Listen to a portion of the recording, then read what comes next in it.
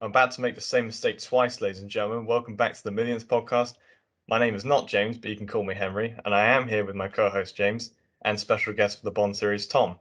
And we're reviewing A View to a Kill, uh, released in 1985, directed by John Glenn. And I think, generally speaking, this is a film that we kind of saw a lot as kids, or at least I did. And I mean, I personally kind of like when I rewatched this, it was a bit painful for me because I was like, remember, this isn't as good as I remembered as a kid, but it has Christopher Walken in it as like Yeah. a Bond villain. So, I mean, Yeah. insane. For me, I've always had a soft spot for this film. This is probably the Bond film I've watched the most times, I think. Probably, yeah, me too. I just know this film like the back of my hand, and yeah, of course, like I don't know. Again, it's an '80s Bond. I'm just a sucker for '80s Bond. Yeah, it's got like Duran Duran as well. Like, Duran, man. there's plenty of This got, electric guitar. I think, arguably, you catch me on a certain day like today. I think I would go and tell people this is the best theme song and the I think best it's the villain best of one for any me. Bond film. I love Christopher. I love Max Zorin. I think he's like the first. Well, first of all, the significant thing about Christopher Walken is he's. Let me get this fact spot on. I took a screenshot of the trivia I read so I could get it right. Yes. Checking the Christopher Walken became the first Academy Award-winning actor to star in a Bond movie.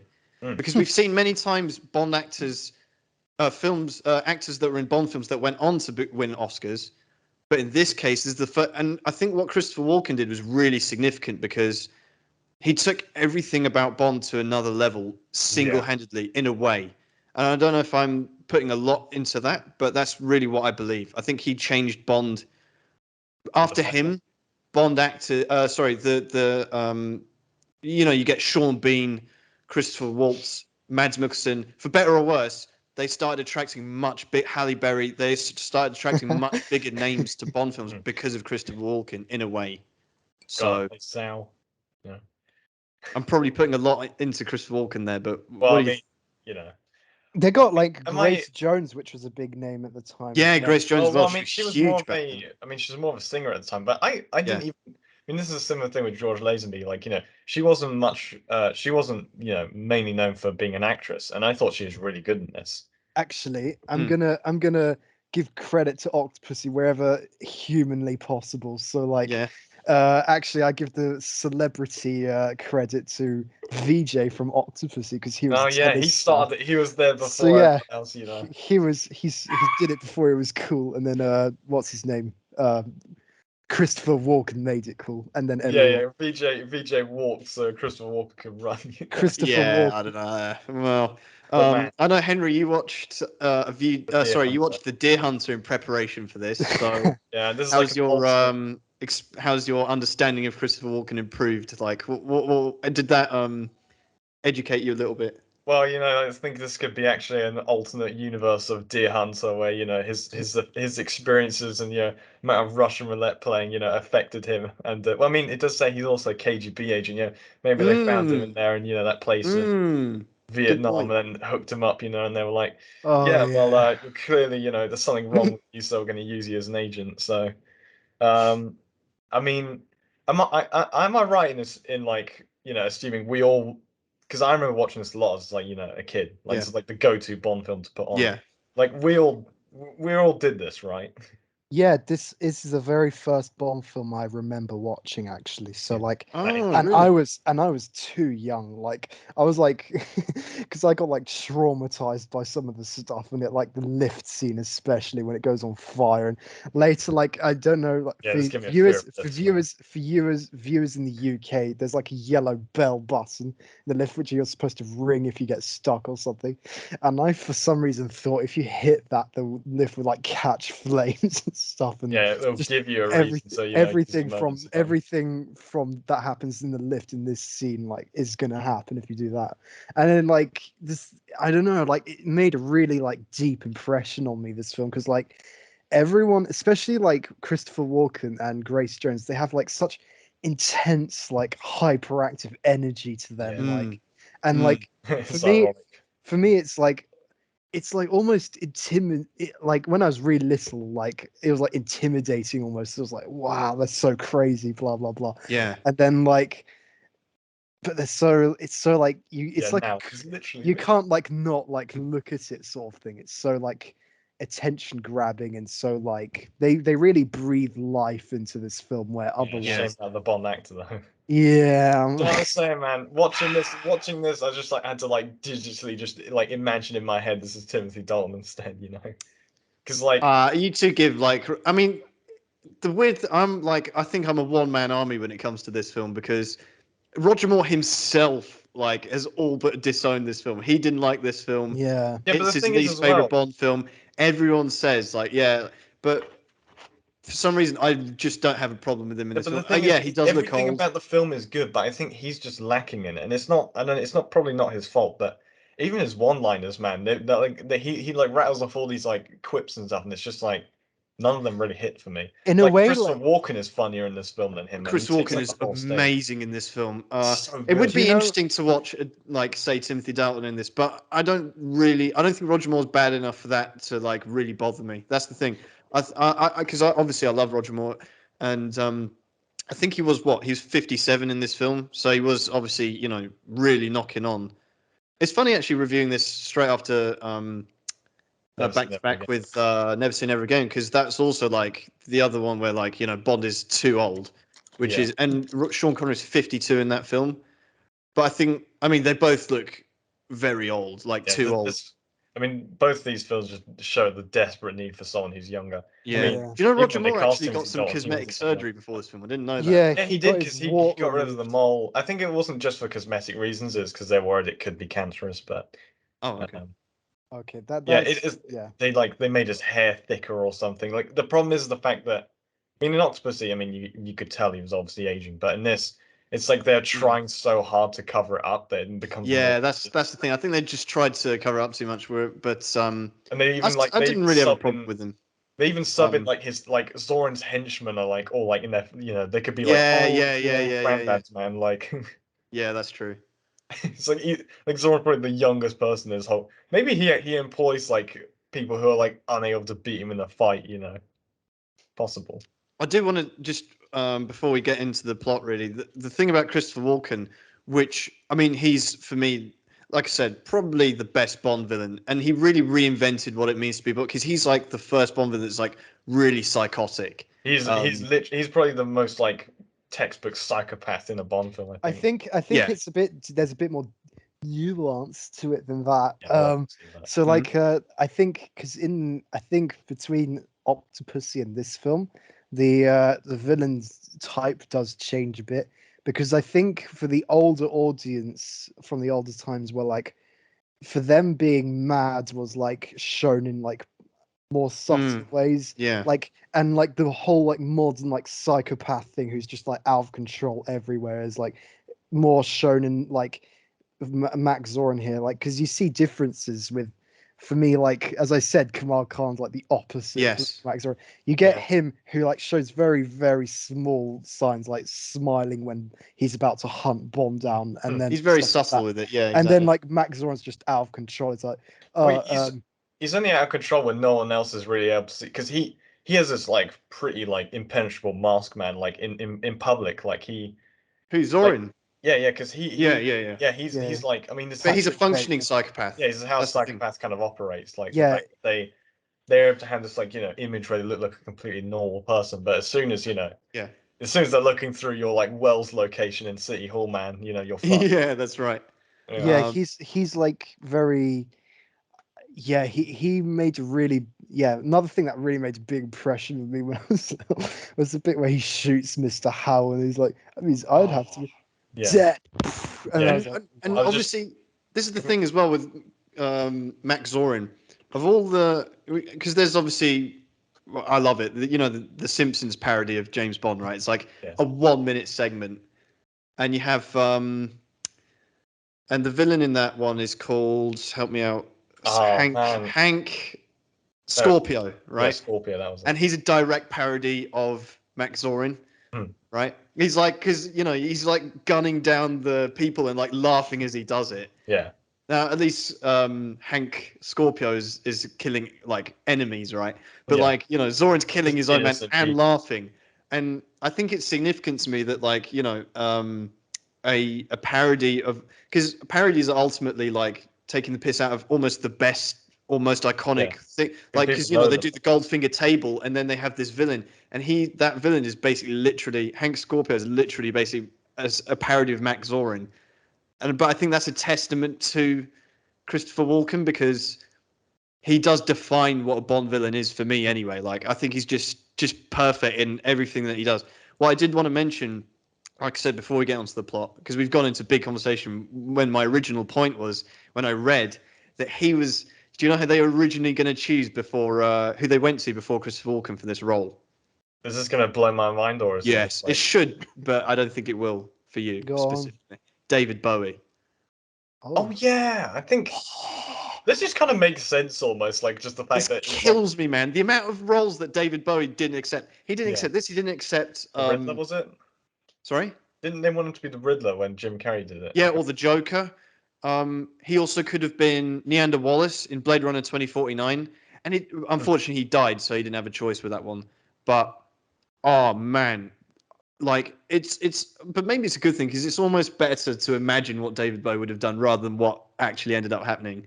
And it's no slight on Christopher Walken because he's obviously just like He is iconic. fantastic, man. It's like And they also offered it to Rutger Hauer, who was, of course, Roy Batty in Blade Runner. So there's my yeah, your you know Blade Runner. my token mention of Blade Runner there. Yeah, Just for the I mean, we could gush over this Max Zorin as a villain, but and we will. But yeah, yeah, and we will.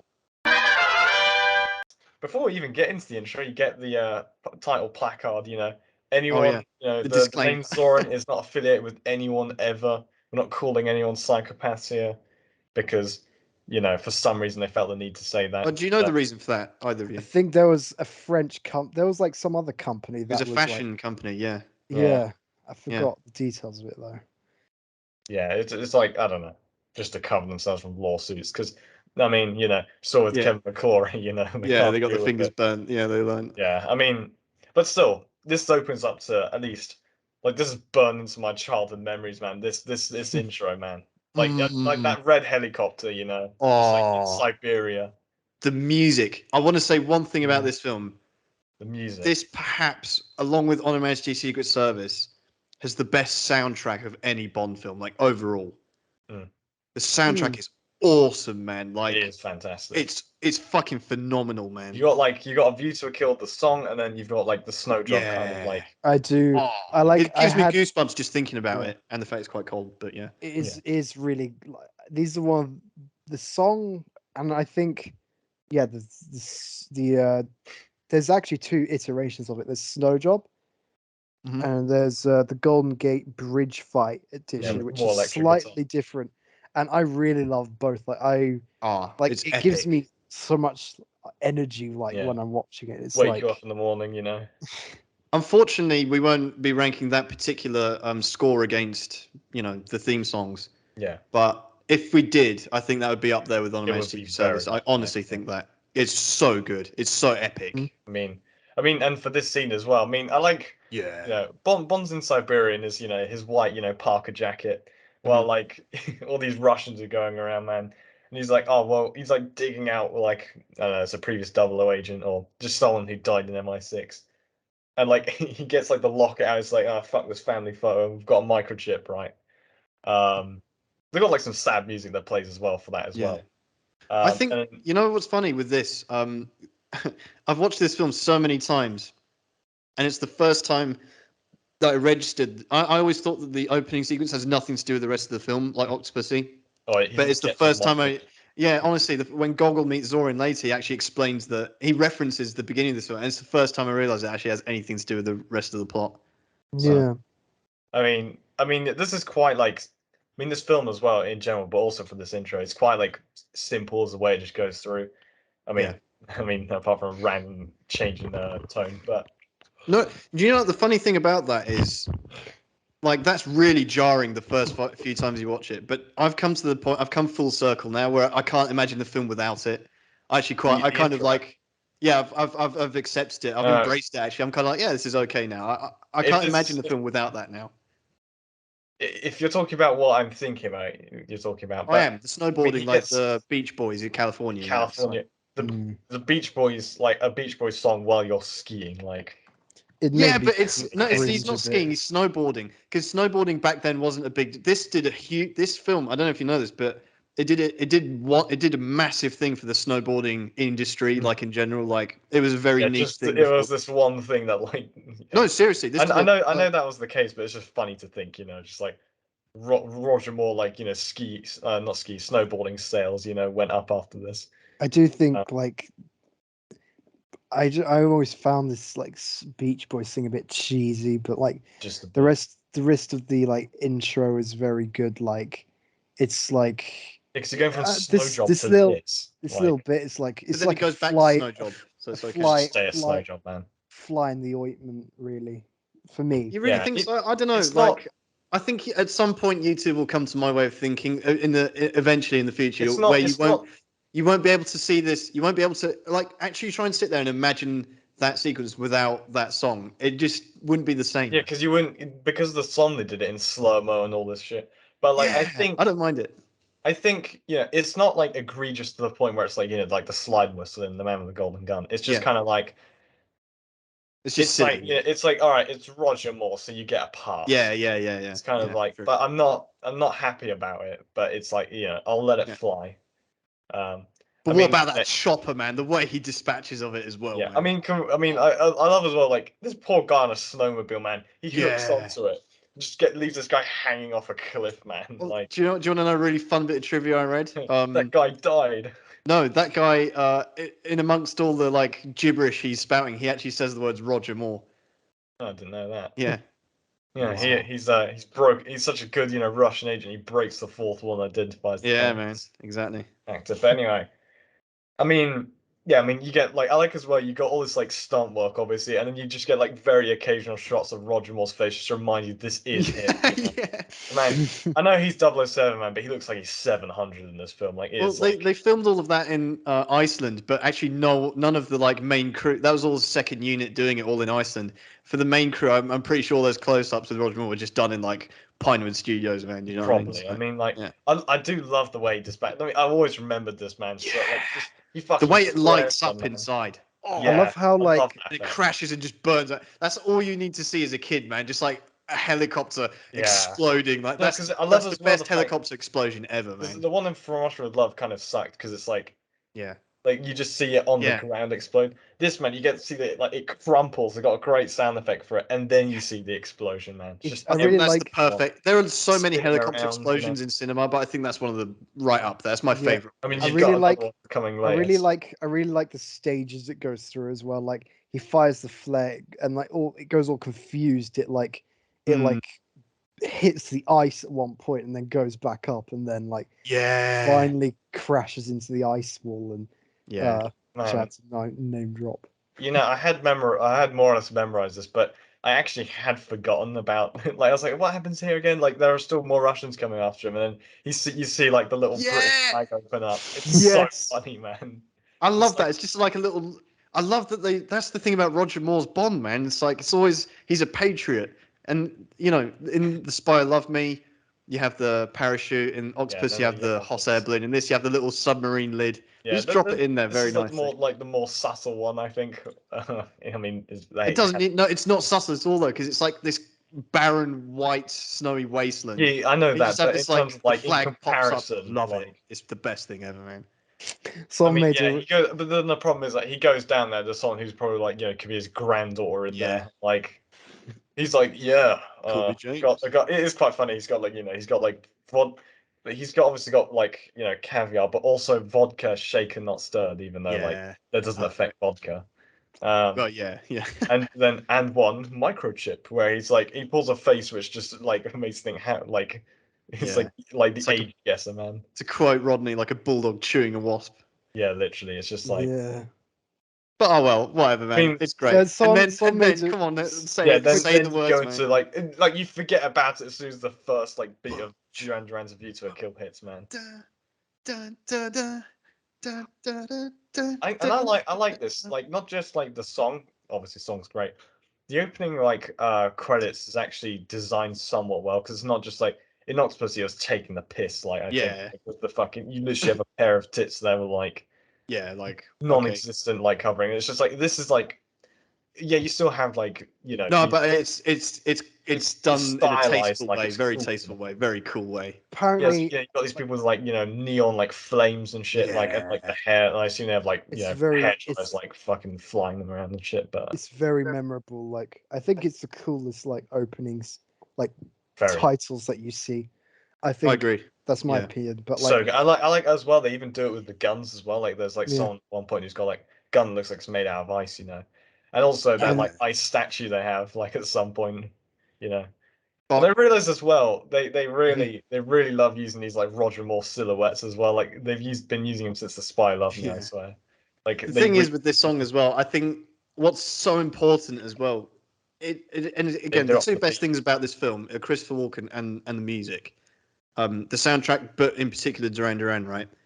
And what Tom said, I think it was for The Spy Love Me, how that kicked off like a bit of a bit of an era of like Sappy film. wishy-washy kind of like whatever Love songs, songs, right? yeah. This is just And like lame Bond songs. and then this kick-started like okay, it went away a bit, faded away a bit for Pierce Brosnan, but it came back with Casino Royale. But it yeah. just this Some like bangers, man, that go hard. yeah, literally just bangers. Like I can Do you listen to know? this anytime. Do you know And how Duran Duran sorry to cut you off, but Duran Duran actually got the part I for was this just song? about to Oh read yeah, it out was the like a trivia. Yeah. it was like There was like accidental or there was like a something. drunk they were like drunk or Yeah. something at some party where I've got it here. producer Yeah. happened to be there. He, And then he, they were yeah, like I've got it spot on here. So like, if you don't mind to read it out.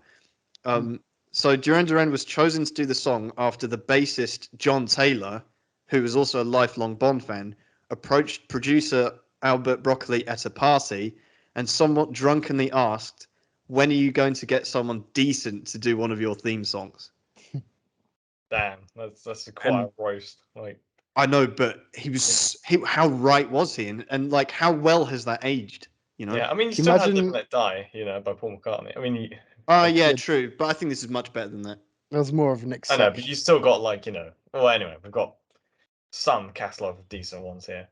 But anyway, I mean, is there And much else to say can about? you imagine how much longer like the dopey theme song trend might have Yeah, continued? exactly, Yeah, it could have. exactly. If it wasn't for that, man. And the one thing I will say though, have either of you ever watched the official music Yeah, I video? have seen. I remember you Oh, showed it to me, it's like the just saying how worst thing dumb ever, it man. is. Like some Have you ever seen it, Tom? Yeah. No, I avoided it after you telling me Yeah, how bad it don't. so was. stupid. Man. It's You so showed bad. it to me, man. Like that's like you Oh, did like I? ruined my life by just showing me that. Yeah, sorry about that. It's not like it's not like like No, ruined it my is life. It's terrible. just It's terrible. Though. like it is terrible. But anyway, the song Something I itself is just realized, just the last thing with the credits, something I realized that's quite funny is the people who obviously who design the credits always make sure they like you can easily see their one because they're the guys like organizing all this shit. So they're like, yeah, get my own screen with people skiing past my name nice and big. Guy designed the credits, so it's Yeah, just why kind not, of man? funny. But anyway, so then we're open to good old Universal exports, or as real fans know as MI6. And you've got like this is Moneypenny's last scene as well. Well, before Lois Maxwell. Well, it's not her last scene, but her last kind of in-office banter with Bond, right? Mhm. Um, and you don't even get him throwing a hat on a coat hanger. So, I mean, how do you feel about this? Because they're both like obviously we've said before that Lois Maxwell and Roger Moore were like good friends. So Yeah, no, I like it because they both get to leave gracefully. They both could have done that in Octopussy, but I think you would have still felt like he'd been left a little bit short. Whereas in this film, I think it's interesting. I read like the very last actions of both of them are both so Moneypenny is tearing up at something. The very last time you see her in the film, she's tearing up and she says something which basically I can't remember exactly what it is. It might come to me later. And Roger Moore obviously literally throws in the towel at the end. Like that's the last thing he does. So yeah. I mean, they could have ended it with the way they did in Octopussy, which would have been fine. But I think it was nice that they both had this swan song, even if it didn't really fit the film. Well, Either of them, it was still I enjoyed it. yeah. I mean, it's not. I mean, and you do get to see her later on at like Yeah, yeah, horse the racing. races. But then, yeah, like M just basically says, yeah, you know, cut the bullshit, like get Bond in, Yeah. and like you get to see Q's like robot dog, which I always forget is around here, man. Like it's just for like, you know, just shows that for a gag, you know, later on. Yeah, I mean, literally. like, I mean, and then this is like, you know, a classic. Like we're going into sort of like all this like digital, you know, electronic technology by this point. It's the first time you get to have some exposition about what an EMP is, you know, like what a microchip is, you know. Uh, Yeah. oh, this microchip that we found the Russians have copied it. So Yeah, look, guys, we've discovered electricity. Wow. yeah, like Bond's in like 10,000 BC. Now, if you Yeah, crack these two rocks together, anyway. yeah, exactly. I love as well. I mean, they say like, oh well, you know, Zoran. Basically, they get to the point of saying Zoran might be suspicious, but we can't. You know, we have to do it very subtly. Remember, Bond have to be Yeah. very secret about like inspecting him, which he is not throughout this film. Like fucking blows his cover 50 times, like half the time on purpose. Yeah. Um, Yeah, but then I like as well they say, oh, Zoran's like, you know, his manufacturing place was thoroughly searched. I'm like, did you miss all like, you know, the massive amounts of explosives he's importing for his, you know, getting sands to make, you know, microchips, I it's guess. like this is a Well, bit no, of but a that is fairly well disguised as like a mining operation. this So is a bit of a derailment though. So maybe they had one of those really inefficient, corrupt committee examinations, like from yeah, yes exactly. minister, where they get Yeah, someone who's like maybe. incompetent to Yeah, investigate. for sure. Well, yeah, maybe, yeah. All right. I mean, What not I much. like about this though is that it's quite fun that they all have like an office day out. Basically, they all go to like Yeah, they all Cheltenham go or horse Ascot, wherever it racing. is. Because like That's you quite got fun because everyone's there. Money Penny Q. It's like, oh, let's all go out for like a fun day at like Yeah, office I all bet the Q's like jealous, team man. He didn't building. think of this like drug injecting thing either, like for in a all case. the Like, oh, I should have thought of that, you know. all the Uh, Greys get their little Yeah, retirement day out. party. That's right. But I was like, gonna one thing I found particularly On the I never. taxpayer's expense, we should add. yeah, true. Can you imagine? That's funny when I think about it. Yeah. Well, it's funny Well, to think of the Bond's. fact that like M is literally a civil servant. So Well, also think about all Bond films in their in their like world are all just taxpayer funded like joyrides, basically. Yeah, literally. Like, Oh, do you know? I did want to throw something in there. Okay, so hang on. Maybe that was one of my questions. Let me just check. one Yeah, thing. maybe No, it we'll wasn't. stop the point. Sorry, Lois Maxwell. Obviously, this is a final appearance as Moneypenny, but she actually made a suggestion that she could perhaps be promoted to M after this film. That would be Wow, interesting, but I that'd don't be think she Yeah, cool. could like. She'd be too nice for that. She that's couldn't the like. thing. They basically Ever... they said, okay, they didn't believe that audiences would accept that James Bond would take orders from a woman, but then obviously we know what happened there. Well, with So Judy Dench, it Like, would be a lot. It's obviously a lot more believable. Like, imagine if like Lois Maxwell had to take away like Bond's license to kill at some point. yeah, I yeah, it wouldn't think, work. I But think, it's a Be fun like suggestion. James. I'm glad. It's interesting that probably no one had ever thought about that really before. Yeah, maybe Maybe shut the ball Lois roll. Maxwell sort of not paved the way, but for like Judy Dench, maybe that was like kind of they thought about that and then went on to implement it afterwards. You know. Hmm. she. I almost wish that happened though, because I've heard that like Lois Maxwell actually had like I don't know something not very bad happened to her later in life or something, or she didn't get much work in Mm. films and stuff, and she like didn't have much money towards the end of her life. I'm not remembering it very clearly. Please correct me if I'm wrong. Comments, but Uh, I do think that I don't know. I don't remember her as like going off on a high note, unfortunately. So that would have been really nice if she like I don't know. I'm thinking more about the actress rather than the Yeah, yeah, character. yeah. yeah, I'm Oh, that's sure they very could have. noble of you. I'm sure they could have like written it differently in a way that yeah. suited her. But But also, hypothesis aside, also, strangely, Miss Penelope Smallbone has disappeared now. So oh like, Oh yeah, yeah, that's whether right. she was missing in action or something, I don't know. Like, anyway. That's so a shame, has I think it'd been nice to like if they kept it going, and then she eventually took over the reins. They should have. It might have been, yeah, because then they have like the other one in Living Daylights. But anyway, Yeah, I don't um, think we see Smithers again either, which is unfortunate for yeah. Q. well, also you see Tibbet at this horse racing venue as well. Sir Yeah. Godfrey Yeah, Tibbet, actually. I mean, they're all wearing like kind of similar outfits, but also like I love the fact that you get to see. I mean, for the first time, Max Zorin like dripped out to like the extreme and top hat and all, you know. He's got this cane as well, and like I think you can even see the point where he's actually pushing it. Like, Oh, right. like they keep that in the film. Well, One thing bold that's to pay really attention to that. one thing that's funny that I've never unseen since someone pointed out is like the way they do like invest intelligence like Oh on yeah, with Zoran. binoculars. Yeah, not only that, but turns like completely back Oh, yeah. towards Yeah, the yeah, race. yeah. So This is it's like, MI6, man. yeah, Like this greatest is very spy agency. inconspicuous. They're literally more like, you know, they're more stealthy and like Johnny English mode. It's like in The Boys, Henry, when Billy Butcher looks at Homelander, you know. Yeah, exactly. It's so obvious. It's literally that, you know. Yeah, literally. Yeah. But yeah, I mean, yeah, you also have, yeah, because then they also see Mayday as well, and it's like, oh, girlfriends? They're like, well, they're always seen together, so it's like, yeah, go figure, mate. yeah. Well, it's But not a guarantee. What about Largo and Domino, man? yeah, well, still. Although Yeah, I think, yeah, it is probably quite obvious with Zorin and Mayday. yeah, But I love as well, like, it's obvious they're not related, put it that way. yeah, this like drug-ridden horse, she has to keep it under control, right? I love, someone's like, oh yeah, well, you know, she must take her vitamins, you know, and someone says, yeah, Yeah, so yeah, Pegasus, right. you know. Yeah. She's like really, I don't know, when I was little I was like scared of her. Like she was really, she had Well, lots she's of scary. Yeah, She's like she's dressed like, like Satan sometimes, man. yeah, Like, you she know. like snaps on like a twig, you know, like.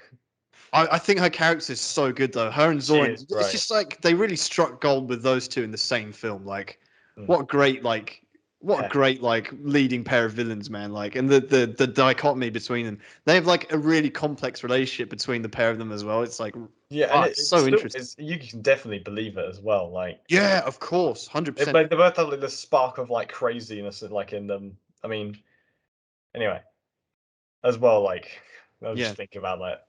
So then they go to Paris. Yeah, it's like I always remembered like for some reason that there must have been like something in between this, but no, he's just immediately in Paris having lunch with this French guy who does nothing useful except die so he Yeah, can find him. literally. yeah, this was Even absolute. Bond later on says like, "Oh, didn't really get anything useful out of Yeah, him yeah. apart He's like from this oh yeah, guy, he's man. got a horse stable which we Yeah, already This used." guy got this guy doesn't know what film he's in, man. He thinks like, yeah, and I, Francisco Yeah. Aubergine, I'm going to find out, and That's then like she dies like this right. is like the most top level disrespect to the French I think we get in the whole Bond series. Like, and I Sheila Machine. Yeah. Don't know what gets it's hit. And James Bond makes his joke about his death straight off the bat. Yeah, Yeah. The fly in his I suit. don't Bond's like, butterfly. this is a waste of time, man. I'm enjoying this food, but fuck me, you know. God, I mean, That must be like actually quite a big part of being a secret agent though in real life, like wasting your time with like useless leads, man. yeah, You know? exactly. I mean, yeah, literally, this is literally like Henderson too, man. Like, the most useless thing he Yeah. does is die.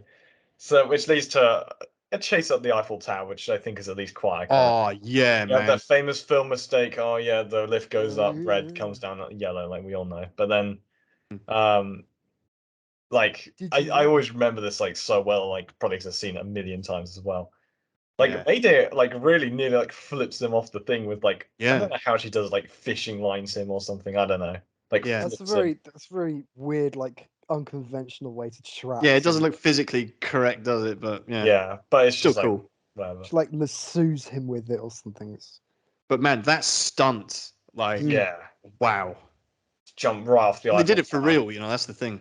Yeah, yeah. Good thing it was Paris. Apparently, it took a long time to get okay from the French government to Yeah, do of that. course. Yeah, And then, like, apparently one of the stunt people just did it for a laugh one day because he wanted to, like, he Well, didn't yeah. want to, like, because he wasn't going to be allowed to do it, but I was going to he- mention he that. just What yeah. happened was, I was going to mention, but since you brought it up, so they were going to film that stunt twice, but they nailed it the first time so well they decided it's better not to like do it a second time because it will also encourage people like daredevils Yeah. to go and do it themselves. So they told this, but the second unit guys, the guys who were going to do the second stunt, got really disappointed, so they just did it themselves. And it cost them their jobs, but I'm sure it was probably worth it. Yeah, fair enough. I'd do it, man. But I mean, You man, sure? this is it. This is Bond just fucking up everyone's day as well. He goes back down, steals this guy's car, like smash it in half. He's GTAing like down the street, Yeah, like man. the wrong way. Like, I mean, Yeah. correct way if you're in England. Have but- you ever read about how that stunt was actually? I've always wondered, like, Oh because yeah, obviously it's not, they it's modified not the actually car. possible because of the fuel, but they actually made a car that had two parts that was joined together Yeah. by an electromagnet, which they turned off. Hmm. as the car plowed into it. So, and then they had a small fuel tank in the front. You get to see plenty of screen time from Roger Moore's stuntmen in this. So this guy, he's driving around. Man, he's going over like the beach. Like he's like, fuck it, I'm gonna drive right over on top of this bus. Thank fuck he doesn't go right through the roof. Like Yeah. the car normally By the would. way, did you notice that the music was exactly the same as from the Tuk Tuk chase in Octopussy? No, I didn't Yeah. actually, but It's it's the like same- something that it's the just same flew music. over my head. But That's like, cool. Yeah, I I know. actually like that. I mean, at least in that, he doesn't like endanger hundreds of people. He helps. He feeds the poor, man. single-handedly He's like, destroys bombs in that area. throwing money at them, man. He's like, yeah, man. Man, He It's- improves like, India, he nearly man. kills so many. He probably like endangered more people than Zoran has, like up to this point. Like, Oh yeah, obviously. for sure.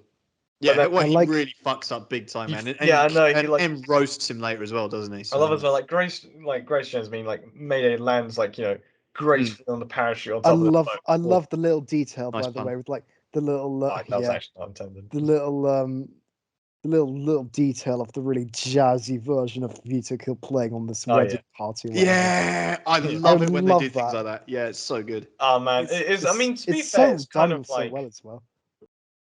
I mean, I guess it helps that Bond is a bit shit in this because he is like he's getting old, so he's not going to be able to Yeah. chase after someone like this easy.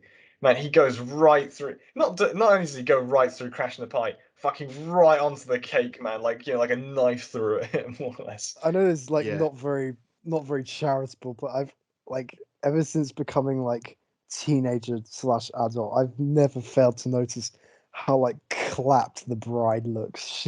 I never noticed. No, I was like, this poor extra just catching strays from you, man. But Yeah. like, you not have to just randomly mention. I don't know. I just Maybe it's that guy's best day, like, Anyway, Anyway, glad so it then I love as well. I love Bond- as well. The way he does the recovery. He just picks up like the top half that's not. Yeah, destroyed. yeah, It's that's like, right. oh, congratulations, and then dips. And Oh, then do he you know what I just, love as well? The final shot, because Mayday and Walken get away. And can I just say, Henry, when I texted you last night and I said Christopher Walken's hair is literally perfect. Yeah. It was at that moment when he's in the boat. Oh, Yeah, mate, I like as well. He just his this hair is person who's- so sexy, man. Like, surely. I kind of find it funny how ballsy he is just to like turn up Yeah, in literally. person on this boat to pick up someone That's they're chasing someone who's just killed someone in the Eiffel Tower, someone who's just jumped off. They must have seen them parachute onto this boat and has disappeared in a speedboat with this. It's almost like famous I think billionaire. probably reading too much into it. It's probably he sees Bond as so incompetent that he can do that, and like he won't. They're all because all the police and stuff. They'll just focus on Bond. Yeah, They don't exactly. care about. He's They doing them a don't really care favour, about Mayday actually. because he's the one that caused all the problem. Like basically. Yeah. Do you know what I think though? Like, it's interesting you have a different you both have different interpretations because I have my own as well. Go on. Like, I think This is a stunt double, no, Max Zorin is like so hyperactive and like he's like I think it's in his character almost to be out want in the to field. be in Like the fly in the action. face of danger. Oh yeah, he No, does. being in on the action and like being hands Yeah. on, and like he doesn't send a goon. He just shows up himself in the Yeah, boat. I mean his. Well, that's the goons are thing like about in their about 50s, Max so- Zorin. He literally laughs in the face of death. So it's very in character for him. Yeah, it's a good point. Yeah. I mean, like and also they're not wasting, him by not having him on screen for as long as they Yeah, physically exactly. can. So I remember like also as well. There's a bit where Mayday he's like so, and then she's like ha ha ha, and like hits herself almost. I remember asking when I was little because I was so like baffled by it. I was like, but oh, what's why she is finding so like, funny? Yeah. why is she punching herself? And It's probably fair show- to assume that these characters were like probably like constantly on cocaine as well, both of them. Yeah, So- probably. I mean, he's just in For state anyway. sure, man. For sure. They're like before the Flint speech, they're doing a line off the table, man, before like everyone comes in. Do you imagine, Sure, man. do a few lines before you gun down all your workers, like. That's the thing. I reckon these are probably the first like cocaine fueled Bond villains as well, man. We are Yeah, so won't gonna be the get last like, one either, Like, do you know how much like the YouTube algorithm is gonna fuck us over for like mentioning these things? But oh well. Yeah, but it's this is where you won't get anywhere else. We're speaking the truth. enjoy our uncensored raw Unfiltered, man. Yeah. Oh, Say actually, since with that, I was waiting for an opportunity to say this. I didn't think I'd get one, but I'm going to throw it in here now. when Grace Jones and Roger Moore. Well, according to Roger Moore's biography, Sir Roger Oh Moore. yeah. I know what you're gonna say, but go on. Yeah, Grace Jones apparently had a black dildo with her during that scene. So Yeah, not this scene, but when What? Yeah. In the the love scene. Yeah, So, yeah. What I are you mean, talking about? love Huh? scene that Roger She Moore she had said a that. she had a what? Yeah, she had a black dildo on her. Oh, what? Yeah. So Just yeah, like, I'm yeah, all not. right. You've And scarred also, like my yeah. memory Just of thought I'd like. throw that in there. Grace Jones is one of the few people that didn't get along well with Roger Moore while filming this. Apparently, Yeah. apparently But you know why? like him. I don't Do you know know. why? Apparently, because I read about that. Roger Moore really hated working with her, but to her credit, I think, in my opinion, she was staying in character, and she was just staying. She was method acting basically. No. What And do you for an mean? This inexperienced is actress, I think she did a good job. wait, but she's method acting. I thought Heath Ledger invented that. Oh yeah. Yeah. I So mean, anyway, so then what? Bond and Godfrey go and check out the stables and stuff. yeah, Don't exactly. They To go be, to this is. I just want to say quickly, this part of the film is like the only real thing I have against it. Like, apart from like possibilities of the who whole might have stuff. been the actor, this whole period in the stables is like so they? dead and long for me, and it's It's not as just long as I remember. I don't like it. It's just like it feels like chewing on like It does slow the film down a little bit, but I yeah. think it's not long enough okay. to I slow quite down. enjoy it It's because like of the comedy you get from Bond and Godfrey's like physically, interactions. It's it's just not like dead it's not for like me. in That bit's funny, but like the whole periods in I general, they're it just could be. This might be like a similar length to the bit where they're in Scotland in the parody Casino Royale. So long as it's funny, you can get through it. But it's Oh, whoa! You're not really putting Casino no. Royale I'm and a saying musical in the same sentence, are you? There, I'm bloody saying hell. like in this case, it's kind of funny. You have something to like to enjoy what as you're going through it. And that man, do scene What I you will do you say know about what's no, I yeah think it's important that I mean it does probably go on a little bit too long, but it is important because I noticed this watching it last night. Bond meets literally everyone in this scene. He meets yeah yeah everyone, like oh like from yeah not just Zorin and Mayday and uh, the American guy, yeah Jenny the Flex, the Scarpino. Nazi Pan scientist, whatever. Ho. Like he meets literally everyone that he can meet in this film. I just want to say Oh yeah, they get quickly. it all out of the bag. I realized like this is kind of parallel to Octopussy in a little way because this has like a kind Oh, of villain like MacGuffin sort of thing getting to start off the film. Like Oh, the check. Zoran has his like horses thing going on, and Kamal Khan has the Fabergé egg, and then like they kind of lead into a more serious thing later, which I think is quite interesting now Yeah, that I you're right, realize it. actually. like you're comparing it with the backgammon scene, right? No, like No, the he's comparing whole it like the MacGuffin the that plot, leads the on. Oh yeah, I know, use but like I thought elements of it. but with my brain because he kind of meets everyone in that backgammon scene as well, in a way. Not Yeah, he everyone, but does. Nah, not really. There's Interesting. not to this that extent. is Bond announcing himself to the villains, right? Which is basically what he does in this scene as well. But anyway, it's not. I He mean, does that quite a lot. So. One thing I love in the reception scene, is like there's like we get really lot of like poking fun at Americans in this film, which I love. no, I Uh, don't know anything about no. horror. Big time. Damn it. I love the contrast when like Dr. Carl Motner like and Bob Connolly and the same like table Yeah, or whatever. And it's like, hiya, Doc, and it's like, good afternoon, Mr. yeah, Connolly. And then Yeah, like that's right. he's done with him and it's like has no it's just funny. I love it. That man. interaction. I love as well. Like no one is really like no one's even hiding anything, man. Mm. I kind of find it funny how like Zoran's like None kind of of them are there main for horses. yeah Zoran's Yeah. kind of main henchman is a guy called Scarpine, and it's just because he has like this scar. He must like Yeah, that's so got him lazy. like don't even know, man. Like it looks He's like a the thing that terrible Quarrel got henchman. when like she hit him with like the camera bulb, whatever it was. There's way too many side villains. That I mean, you've Yeah. got such a strong pair in Zorin and Mayday. You don't need anyone else. But Well, then, I mean that's I the mean, thing. They're Borsom is literally okay as like a side guy. But then they have Jenny Flex and the other one. No, I yeah, don't but think this is he's even literally named. they literally exist Her songs name they're like write-offs literally, so he just kills all of them. Yeah, I and think Scarpine as well. Just these like ancillary additional characters. extras, like I think not Yeah. necessary. her name is, for the record, Pan Ho, I think. What's a Oh, bit weird is like they just have this really weird record of like not naming Asian characters in this. Like Yeah, it's that's just true. No. it's like I mean they don't do it with Kissy Suzuki and they don't do it. Yeah. He's And right. I just like noticed that for some reason. It's like, oh, okay, interesting. Um I mean, yeah. it's fair enough because even Jenny Flex is they only introduce her for a pun and that's it. So Yeah. What is the pun there? I didn't really get that. It's some really obscure like genus flex pose thing, and I only know this because like someone else mentioned it in a review that I watched, and like which I can't even. Yeah, I don't really it's really understand because it's not I like don't pussy galore. understand. It's like I don't really Yeah, understand what well, they're I trying to do mean, there. well, anyway, I mean, I the don't thing Is is, it sorry, but is it some sort of innuendo or what? It is an innuendo, but it's a really what name obscure isn't one. an innuendo, man? Like in like Bond for Yeah, what- it's just one that I never understood. So whatever, Yeah. I thought I'd ask. the highbrow one that only Tom gets. Like Yeah. anyway, I love as well. Like this has always been funny. The fact that he like because Tippett's meant to be like they're both playing like their like identities as James St. John Smythe and which is like Oh my interesting. Oh, gosh. actually, it's James St. John Smythe, isn't it? We St. see it on the John. computer. Yeah, Yeah, and yeah. it's like the way he pronounces it is like Yeah, St. John Oh, Smythe. I want to mention with Zoran as well. Is he this crossed my mind last night. Is he the first American villain? And is he the only American villain as well? No, he's not the no, only we American. get flipping Brad Whitaker next Get him. film. Yeah. Yeah, Um, but he's like one of. He's not. That But like, that's the I shared think he villain is thing in that. sort of the main openly American Bond villain. I was But the trying to thing think if is Well, there's no, one. but they that say works he's for French, so They say Yeah, he's but like I mean, come on. French, it's and like he Goldfinger's speaks like British. Yeah. yeah, like Kamar Khan's like what Afghan or something.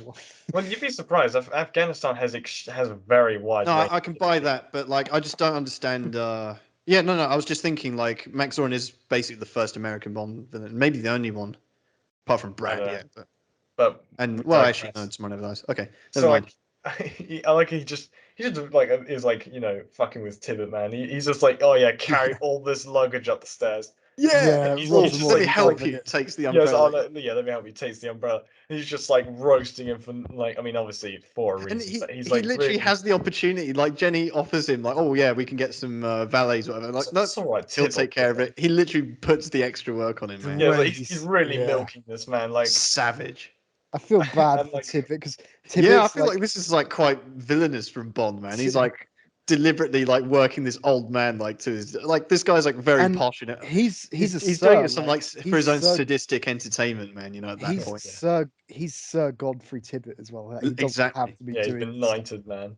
I think that's his like And Bond card. as well. And then like, but and he even goes like, "Do we have to do this when we're in private?" And he goes, "Well, you know, good cover is like second nature." You know, it's Yeah, like, exactly. fuck Like, you, but I man. do like the looking around for bugs, and they play down like Yeah, the yeah. recording and all that, and it's just kind of like, Hmm. and I love as well, like you even get like the view of like the room where they are actually listening and on everything, and then Scarping Yeah. pops up. He's like, "Oh yeah, how's St. John Smythe?" And he's like, "Yeah, fine, but I'd hate to be his butler, And then he Yeah, just that's right. Yeah. plays the clip, and they're all just like laughing about it. It's a Yeah. funny detail that they didn't have to put in, which I like. It's just like a bit extra thing, which I don't know. I really I mean, enjoy. yeah, Roger Yeah. Moore also uses the word obsequious, he Yeah, doesn't, which I don't know what it means, but it means to be like really like how do we say it? Like cowardly in a way, like saying, Oh. being a yes man, like when someone accuses you and just bending over backwards, basically. yeah, it's quite funny. Oh, Don't be so damned obsequious. well, Wow. I mean as well. The next thing Just is to like quote Bond. another Bond, there you go. So let me try and enlarge your vocabulary, Henry. So Yeah. yeah. That literally Next, did though, because I'd never heard that word Yeah, before, and I like same. looked it up, and I it's the was like, fact that oh the yeah, next scene is like, what is it? Like Bond is trying to like he They go and sees check out that like lab, don't they, or whatever? because like Bond. No, the thing is Bond and Oh yeah, he Bond, used those silly Zorin glasses, doesn't he, to and look through and the Sasson window? meet, right? yeah, that's terrible. He's like It's he so tries going. bait, man. First, he tries going in there. Mayday tells him to fuck off. Yeah. Then he goes in again later on after he sees like there's like not very Yeah, not he gets gadget caught by glasses. three separate people. He gets Yeah, caught by Mayday and by Scarpine, and then like the worst of all, imagine being caught Dr. by Morton, like man, he just clearly sees him just coming out of the study, and then like Bond's like, oh yeah, looking for the gents, like yeah.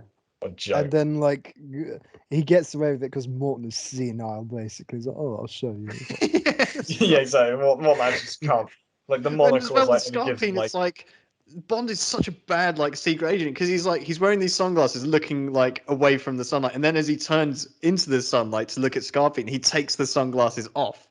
So Yeah. why were you wearing them in the first place, you dickhead? I don't know, man. He's so Like, dodgy as well. Like he doesn't Yeah. even put any effort into like having small talk with Scarpine to not look. Yeah, he's like, suspicious. yeah, You'll have a good turnout for the sale, and just leaves. Like, yeah, it's like, oh wow, so what are you gonna do then? Yeah, who are you gonna oh kill? man, Yeah. and like Bond, I mean, Bond does have this kind of semi-cool gadget, his ring that just like keeps taking pictures. But he's like, that's oh so yeah, that's obvious, interesting. though. You know, like Yeah, I thought like as a kid, like, can you imagine like having that? That'd be cool. But then I realized, yeah, everyone would notice if you're just like that thing was Yeah. I light. think it's just that the audience can see it. Like, But his remember, yeah, remember, that's true. remember But his this. gadgets are so ridiculous. Like the checkbook like copier thing. Like what the hell is that? You know? Yeah, why would you use that for anything else? I mean, like, anyway, Yeah. the fact Well, that yeah, that. Bond's Like the literally, epitome of like a convenient Bond gadget. It's just ridiculous. I mean, as if Bond hadn't already like destroyed his reputation and like blown his cover 50 times by fucking up. He just straight up says, "Oh yeah, do you enjoy a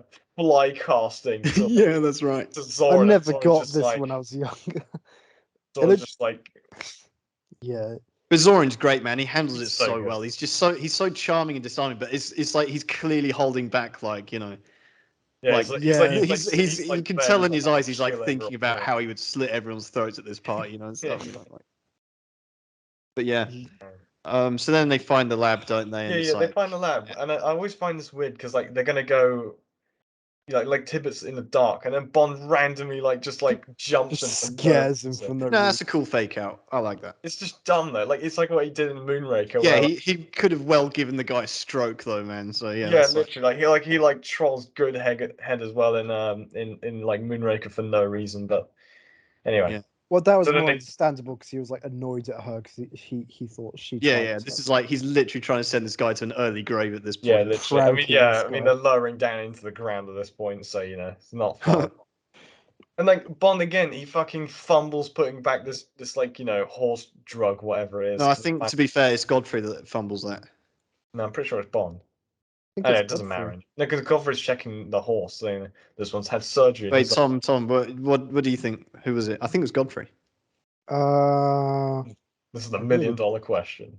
I don't know. I think I'm certain it's It Godfrey. doesn't I matter. think I it mean, was maybe Grog. like yeah. Godfrey's I don't know. even so, Godfrey's probably too shaken from like him scaring him Yeah, earlier. literally. Can I blame think it him. was Godfrey actually because I think it's a gloved hand. You see, put it back in. I'm not sure. And Maybe. yeah, Yeah, But well, Godfrey the actually thing is, bothers to wear gloves on this scene. this is the part they could have cut out just to make all this stable stuff quicker. Like when they have the fight with like Yeah, a man who literally grunts like a pig. Like I don't know why. yeah. And That's it's just that he stupid. can have the thing where he says, "Oh, that's all wrapped up," and it's like, Yeah. yeah, and then you get the most awkward, like weird scene with Rat Zorn yeah. and But Grace it Jones. works Like, like it works for them, I guess, because they're No, both. it definitely works. It's like this weird, like erotic training that they're doing, man. it's so But again, weird. Trying it to, like, just eat his face off, man. it's weird to watch, but it is those two like literally She's in like trying to it's like yeah bite him and stuff. It's I don't know. yeah I yeah. could never Yeah, but it's process very And it weird. he's as getting so turned on by it. It's like, oh, this is so weird, man. Yeah, I love as well when they ring him. He's like, "I told you not to disturb us," you know. He's like really enjoying this, and he's like, "Oh, Yeah, Mr. St. John Smythe is broken out. Let's see what he's doing." And then yeah. then The most Bond like, fake says tape Tippett, ever. "Yeah, we didn't It's record a the long enough scene is like thing, so." yeah, the scene is like even more awkward because there's like no music, which they couldn't have possibly like put on anything on top of What were it. they gonna Yeah, and you put? see how annoyed Mayday is as well. She's like pissed off, man. Like, ah, yeah, it's quite funny. And it's also funny because they've both got so worked up, and then Bond just goes on to bang her anyway. So they've done all Yeah. that hard work to like just for Bond to enjoy Do the. you reckon that was the point at which Zoran said, "Fuck it, I'll kill her" as well? Like, Oh, Maybe I don't know. yeah, yeah. he was like, "Man, That's it. like, You know the exact because Christopher Walken is like the king of those like little facial expressions. He's like Homelander before Homelander, man. yeah, And I think yeah, when that Henry, the yeah, exact I moment he know the sort one." of goes, oh yeah, when he That's sort like of nods for her the to single go and decision like in his mind where he's just like, "Don't need him." I think he was spot on there actually. Also, I love as well, like I mean, Roger Moore somehow he makes it all the way around this area just to like jump on the bridge which is coming up, which is all right. I mean, he manages to do something right in That this. was cool. Yeah, it's cool. Like I won't lie, I remember. Yeah. I mean, Tibbet he just had to go to the like butler quarters or whatever. He's got an easy walk home. Yeah. And this is the thing though, like Mayday. This is one problem with the film. I think the fact that Mayday conveniently remembers at this point. He was the man at the Eiffel Tower, and it's just The like music when she does it is like do do do do. No. Like, I think that's fair. I think that's what fair. did you mean? Like she was chasing him. She literally nearly flipped the sky off a building and didn't see who it was. I think you would remember the man who chased you up the Eiffel Tower. Yeah, I and think she basically- probably a bit more preoccupied with what she was Yeah. doing. But I think it's fair to assume. I think she didn't recognize him, but she probably put the pieces together in terms of like, yeah, this guy's secret agent or that. I wish we could have like the you could have like an extra sort of like scene of like how Bond managed to run all the way from that bridge to her room, throw all of his like suit and shit like onto a chair or something. He's like Yeah, but that's the funny thing. You 'Cause see him as like you- literally get in the bed, pretty much. Yeah, He's just put the literally. cover down as she opens he's like the got door. like It's like, literally like getting like infiltrates on his bed speed run, man, like any percent like. It is Yeah. funny. It's, And, and he's not out of breath or anything as well. It's like thank you for coming in. Yeah, exactly. He's like, and then like she gets into bed with him and like she fucking like she's on top of him. Like I think the maybe funny. if I continue this like Scarface sub theme that's happening, maybe he found like a bit of gear like in the lab, and then that helped him out. Yeah, maybe. I love as well like the fact that he's like, yeah, you're a woman of very few words, and she says, what's there to say? Yeah, I think that's brilliant. And obviously she takes care of Mr. Bond personally, which we forgot to say that like she like inserts herself between Bond Yeah. and Yeah. And Stacy. Stacy, yeah. Your helicopter. Your helicopter leaves. leaves in 20 minutes, just like fuck you, like cucks in, man. I don't think we're going to really talk about Stacey much for the rest of the film, so I think we should just give her a little moment to focus on her character, which is the most bland I mean, she's a damsel in geologist, distress. Like Very they've easy. undone all the hard work of like trying to, she's the weakest part of this film. Sure, she looks like she's stunning, but she's like the worst of kind of like blonde bimbo stereotype, man. I'm pretty She's sure not half the worst, half but her, like she is not that good. half her lines are either her screaming or screaming James. Yeah, literally, like, Yeah. oh, James, help in the lift. It's almost cringe listening to it. It's like, Yeah, oh, it's come on, literally man. like she's screaming James on the Golden Gate Bridge, just like just kick her off. So she's not distracting you, man.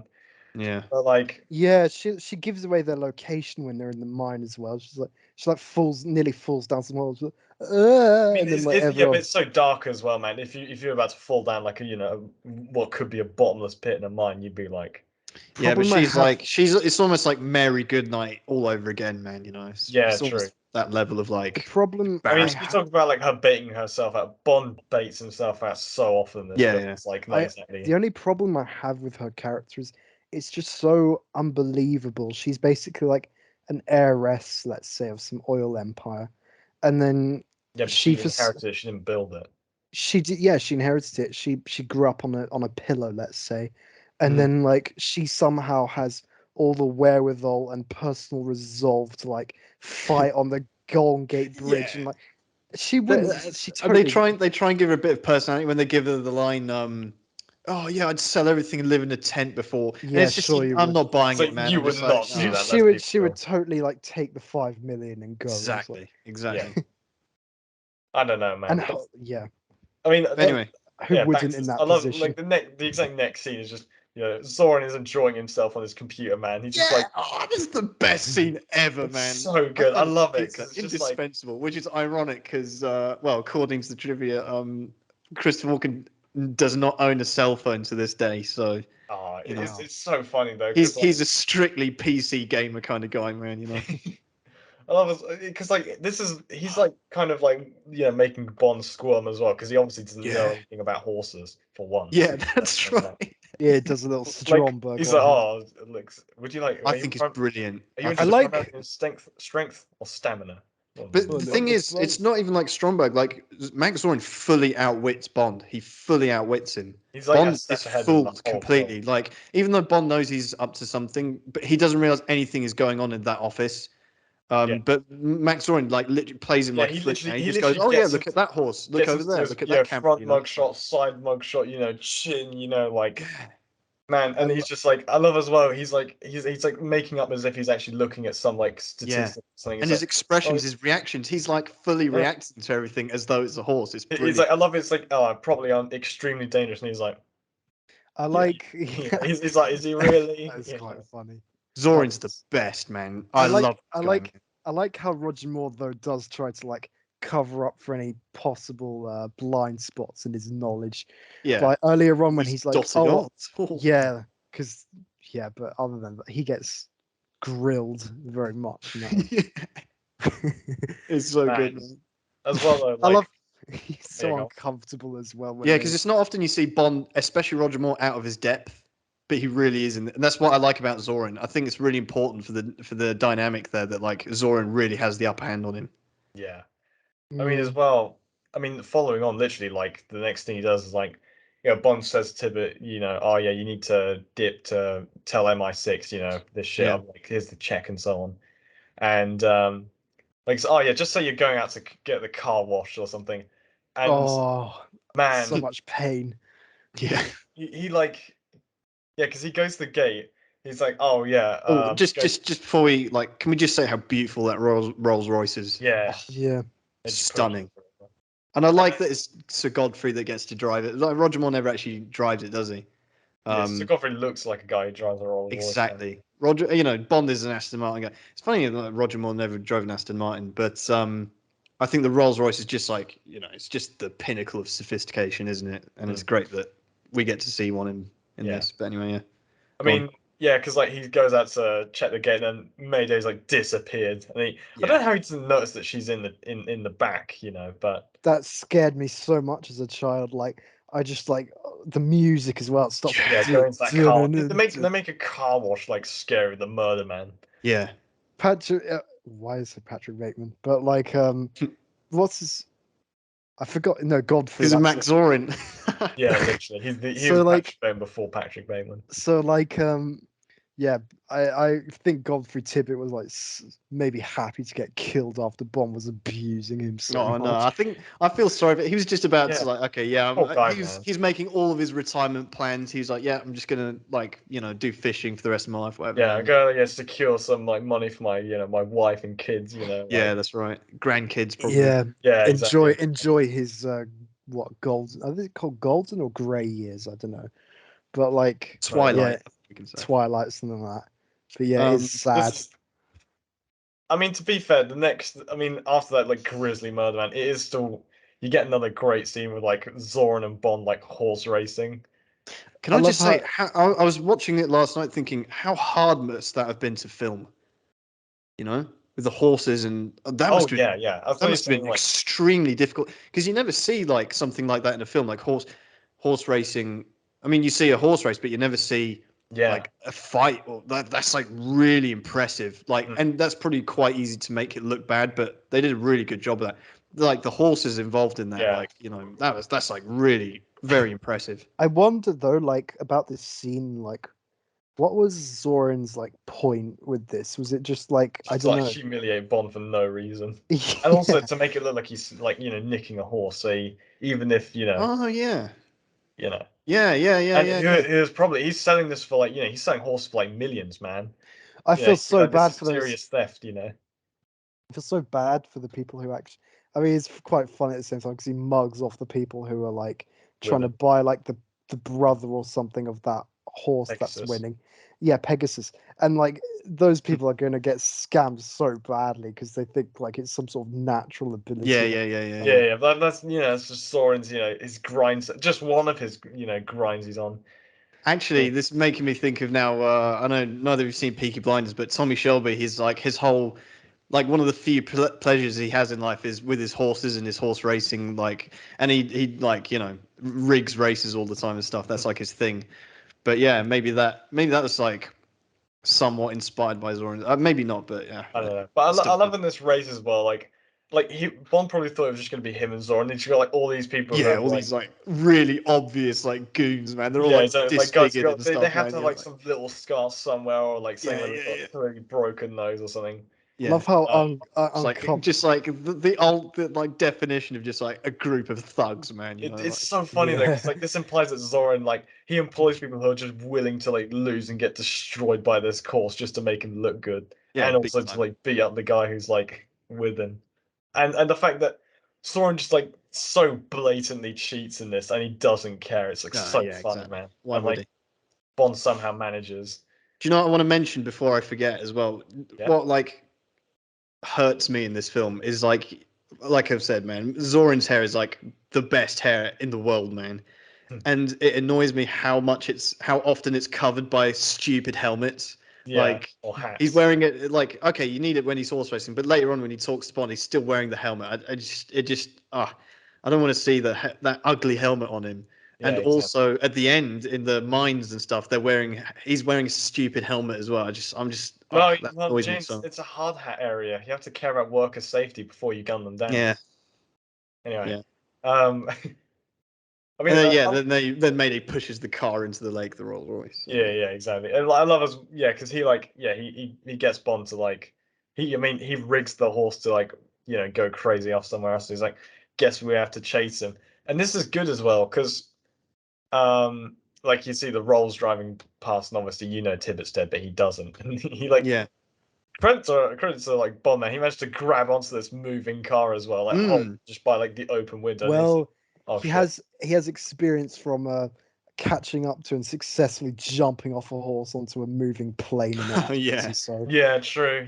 yeah. It's like that upper body strength. Yeah. Yeah, but like, man, yeah, because then you're reminded, oh yeah, Tim was killed in a horrific way. This is the thing as well, because I think you mentioned before, Tom, that Zoran is kind of like, and this film's plot is kind of like a rehash of Goldfinger. Yeah, But big really, time. like this scene is what sets him apart because Bond, he's like, killing Tibbet's mistake. He's like, don't care, I'll do it again. That's Like, true. and the thing is, he like Paul tries the bluff that he tried with Goldfinger. He's like, oh well, I'll send someone else after me, and he knows what I do. And he says, I somehow doubt it. I think they're actually going to try and cover up, how embarrassing your failure was. Because No. really, You gotta get the quote right. They're yeah, more you likely do try it. and cover up your embarrassing incompetence. That's such Exactly. a good line. He destroys Yeah, Bond. because he's Man. just like, oh, like he can tell he's bluffing. Just like, no, they won't. Zoran's right as well. To this Yeah. point, Bond has been nothing but incompetent.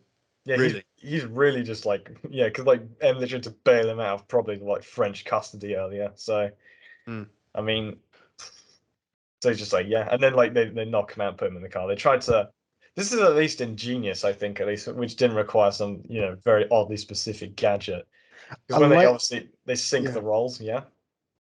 I just like it when villains have to like kind of maneuver their way around the threat of like more like MI6 or intelligence being sent their way if Bond doesn't report or something like the and like Goldfinger, for example, does that just by insulting Bond, saying he knows nothing, and then like Zoran's like, oh, they'll be trying to embarrass your incompetence or something, cover it up, and then like for Blofeld, he's like, from on a Secret Service, like, oh, they'll have more important things to think about than you. So I like it when they like Yeah. he tries to put the Undermining. villain, No, but like, tries to put the villain under pressure, and the villain has to like get away from it more or less. The thing is, though, like Bond really doesn't know anything at this point either. All he knows is he's like got something dodgy going on selling horses, but that's not like of national importance, is it? So I love as well, like he hasn't got a clue what's going on yet. I mean, to be fair, when they are having that fight with those goons in the factory,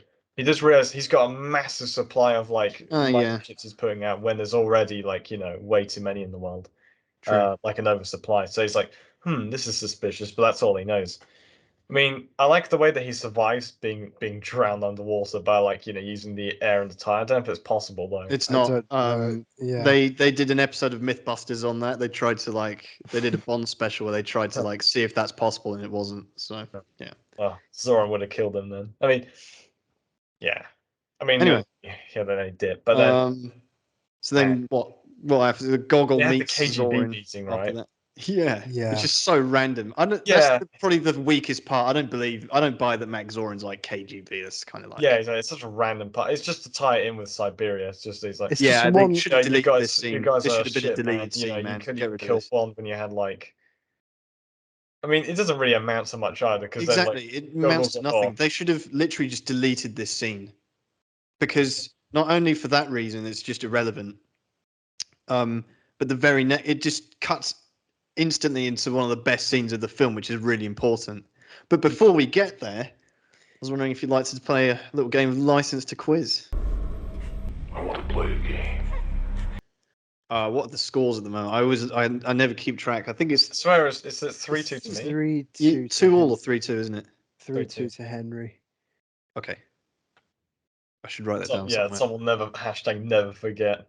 You know. I mean, I was like ill and out of it because of my yeah, like my symptoms fully get worse at night. I'll have you know. So like, It's all good. It's all good. I'm just looking at all the films that I've seen with Christopher Walken, and Yeah, we did what was it? Batman Returns. I keep forgetting he was in the Batman film. Oh yeah, you're right. Yeah, It's he's randomly. in Seven Sight, Eddie the Eagle, Man He's- on Fire, Deer Hunter. Yeah. Gotcha. All right. So let me get a View to Kill up. So the budget for A View to Kill. What was it for? Yeah. Okay. So the budget. Yeah. Okay. What do you think it was? 35 million. no idea. I reckon 25 million. I think it's 32 million actually. I'm glad you said that, Henry, because otherwise it would have been right in the middle. The budget was 30 million. Oh, That's Oh, 1 point to Henry. The worldwide gross, according to IMDb. what was Octopuses again for reference? According to IMDb, is about 67 million. gonna say this film. I'll let Henry go first. 67. I think this probably grossed a bit less. Oh, it's hard to tell maybe because this is very marketed towards Americans though. I'm gonna go maybe 80 million. I'm gonna say it was about maybe similar to Octopussy, so 65 million. Okay, well, Tom's right there because it actually didn't do that well. It made 50 million So it's so worldwide. annoying. I was actually considering going for that, but no. Too well, bad. Too All right, late. so it's 1-1 then. Now, how many people were killed in the mine in South Africa? 20. South Africa. Tom's spot on. I was more thrown off by the fact you got the entire continent wrong. What the fuck? No, when he's talking about Bill Connolly, he's like left in a hurry after. Oh, I thought you meant the mine was. In, like, Tom's South- on the ball, man. He Yeah, you snooze, you lose, anyway, man. yeah, I wouldn't have gotten that anyway because you're referring All to right. Question number 2. 3. Yeah. Sorry, question 4 actually. Is it? Let me just. Yeah, Yeah, it is. been through 3 points. Let me We just. had the budget, box office, and That's that this. question. Oh, That's now we're on. I'm retarded. Sorry. There you are. I'm still. But Okay. you're the one. Right. to the So, ones up. obviously, this was Lois Maxwell's final appearance as Moneypenny, which brought her total screen time across a 23-year span of James Bond movies to how much time? 31 minutes, Uh, I think. I'm gonna say 25, 20, 26 minutes. I don't know, man. Like, I think there's a video on YouTube where it's like all of the scenes and Maybe this is where James got it from. I'm gonna say 40 minutes actually. She was in a lot. Maybe I'll go with a slightly higher 36 minutes then. I'll go back to 31 minutes. I need your final answers. What are you going with, Tom? Oh, I'm gonna say 30 minutes. I think I might have seen that video, but I'm near certain it has to be 32 minutes, something like that. Okay, so Tom, you're saying 30, Henry's saying 32. Yeah. Yeah. You're both well off, but Henry's closer. It's an hour. 1 hour. An hour? Yeah, Alright. 60 minutes. Sure thing. Okay. During which time, actually, I'm going to save this just in case it's a tiebreaker. Oh yeah. So, Actually, there won't be. She delivered fewer than 200 words across that hour of screen time. Wow. So Huh. that's yeah. Wow. Action Okay, so sequence. Alison Doody played Jenny Flex in this film. She was also in Indiana Jones later on. Yeah. And it was a theatrical feature debut, of course. And she was the youngest Bond girl of all time. How old was she? I'm gonna say 19. No clue whatsoever. 20, maybe. She Ah, can't be 19. I'm gonna say 19. They had some really. They don't have high requirements for these bit like Bond girl actors. She so I'm can't gonna be say- 19, man. I'm gonna say 19. All right. So Be Henry, you're saying risky. 20? Yeah. She's actually 18 in this film. What? Yeah. Absolutely old. Like, she doesn't like look old in the face, but she, like Her hair's As- like as 18. she Yeah, is she a doesn't person. look that young, but she is. Yeah. What? 18. Man, she's younger than all of us. Yeah, that's fucked up. that's weird. Okay. Well, it's 3-2 to Tom so far. Now, the famous 007 stage at Pinewood Studios burned down during the release year of this Huh. and one other Bond film. Which one was it?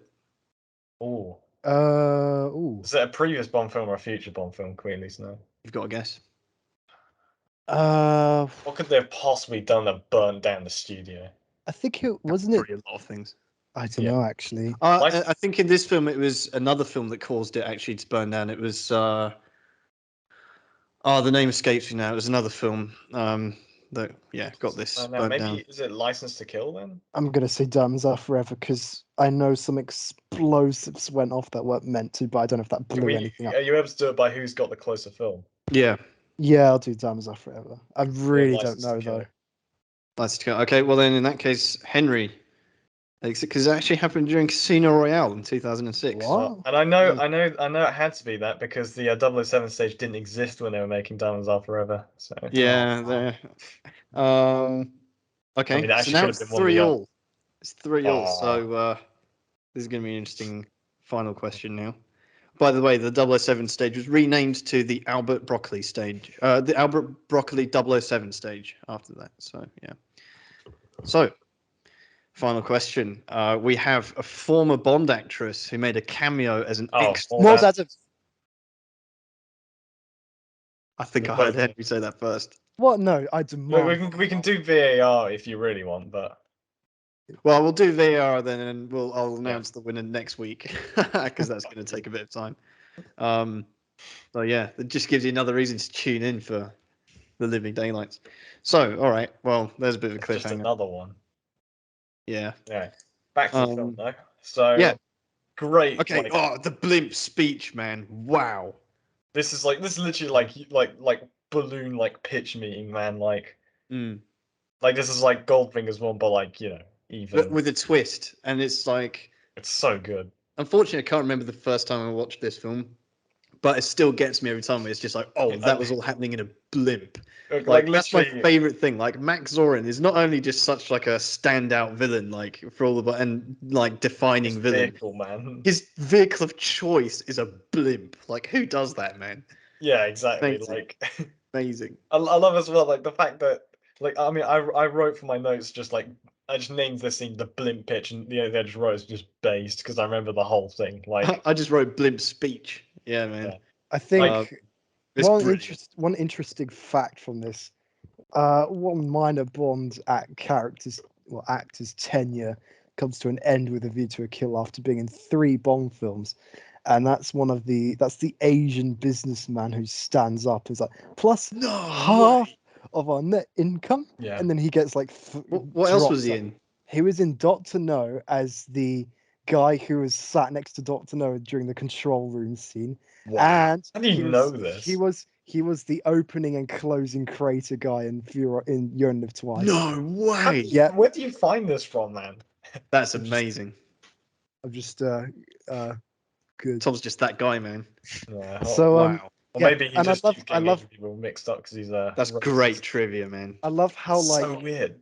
I love how like he has like no lines in Doctor No. He has like one line in You Only Live Twice, and then he has like 3 lines in this one. So like, Yeah, but he's part of such a great bit here. Yeah, very memorable death. But as well. I love as well like Zoran's demands here are actually like crazy, like 100 million plus half of your net income. And like Yeah. he's like literally using this on threat of death as well. Like you have no Yeah. choice here. Like he's holding them all hostage. I love as well. He's like, oh yeah, well wait, this has to be in confidentiality. I'm just gonna tell these guys about. Not only do they have to do all this, they have to be okay with me murdering like 10 million people. So Yeah. let me just step outside of it. Maybe it'll provide you with a drink.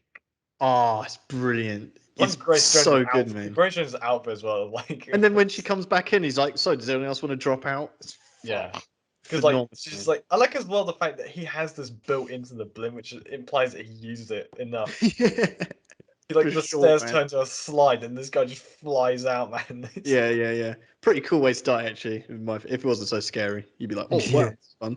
I wonder if they like picked up that actor and like gave him like the smallest of nods just to like, I don't know, in respect for like how long he was, I don't know, Well, putting in Bond that. is like the ultimate like jobs for boys like franchise, man. So you Yeah. know. Their like But acting pool. but what is very impressive following this scene is when they see the Golden Gate Bridge and they actually somehow manage to get the name of the film in the title, in an actual bit of dialogue. Because this film has like the weirdest name ever. It doesn't grammatically make sense.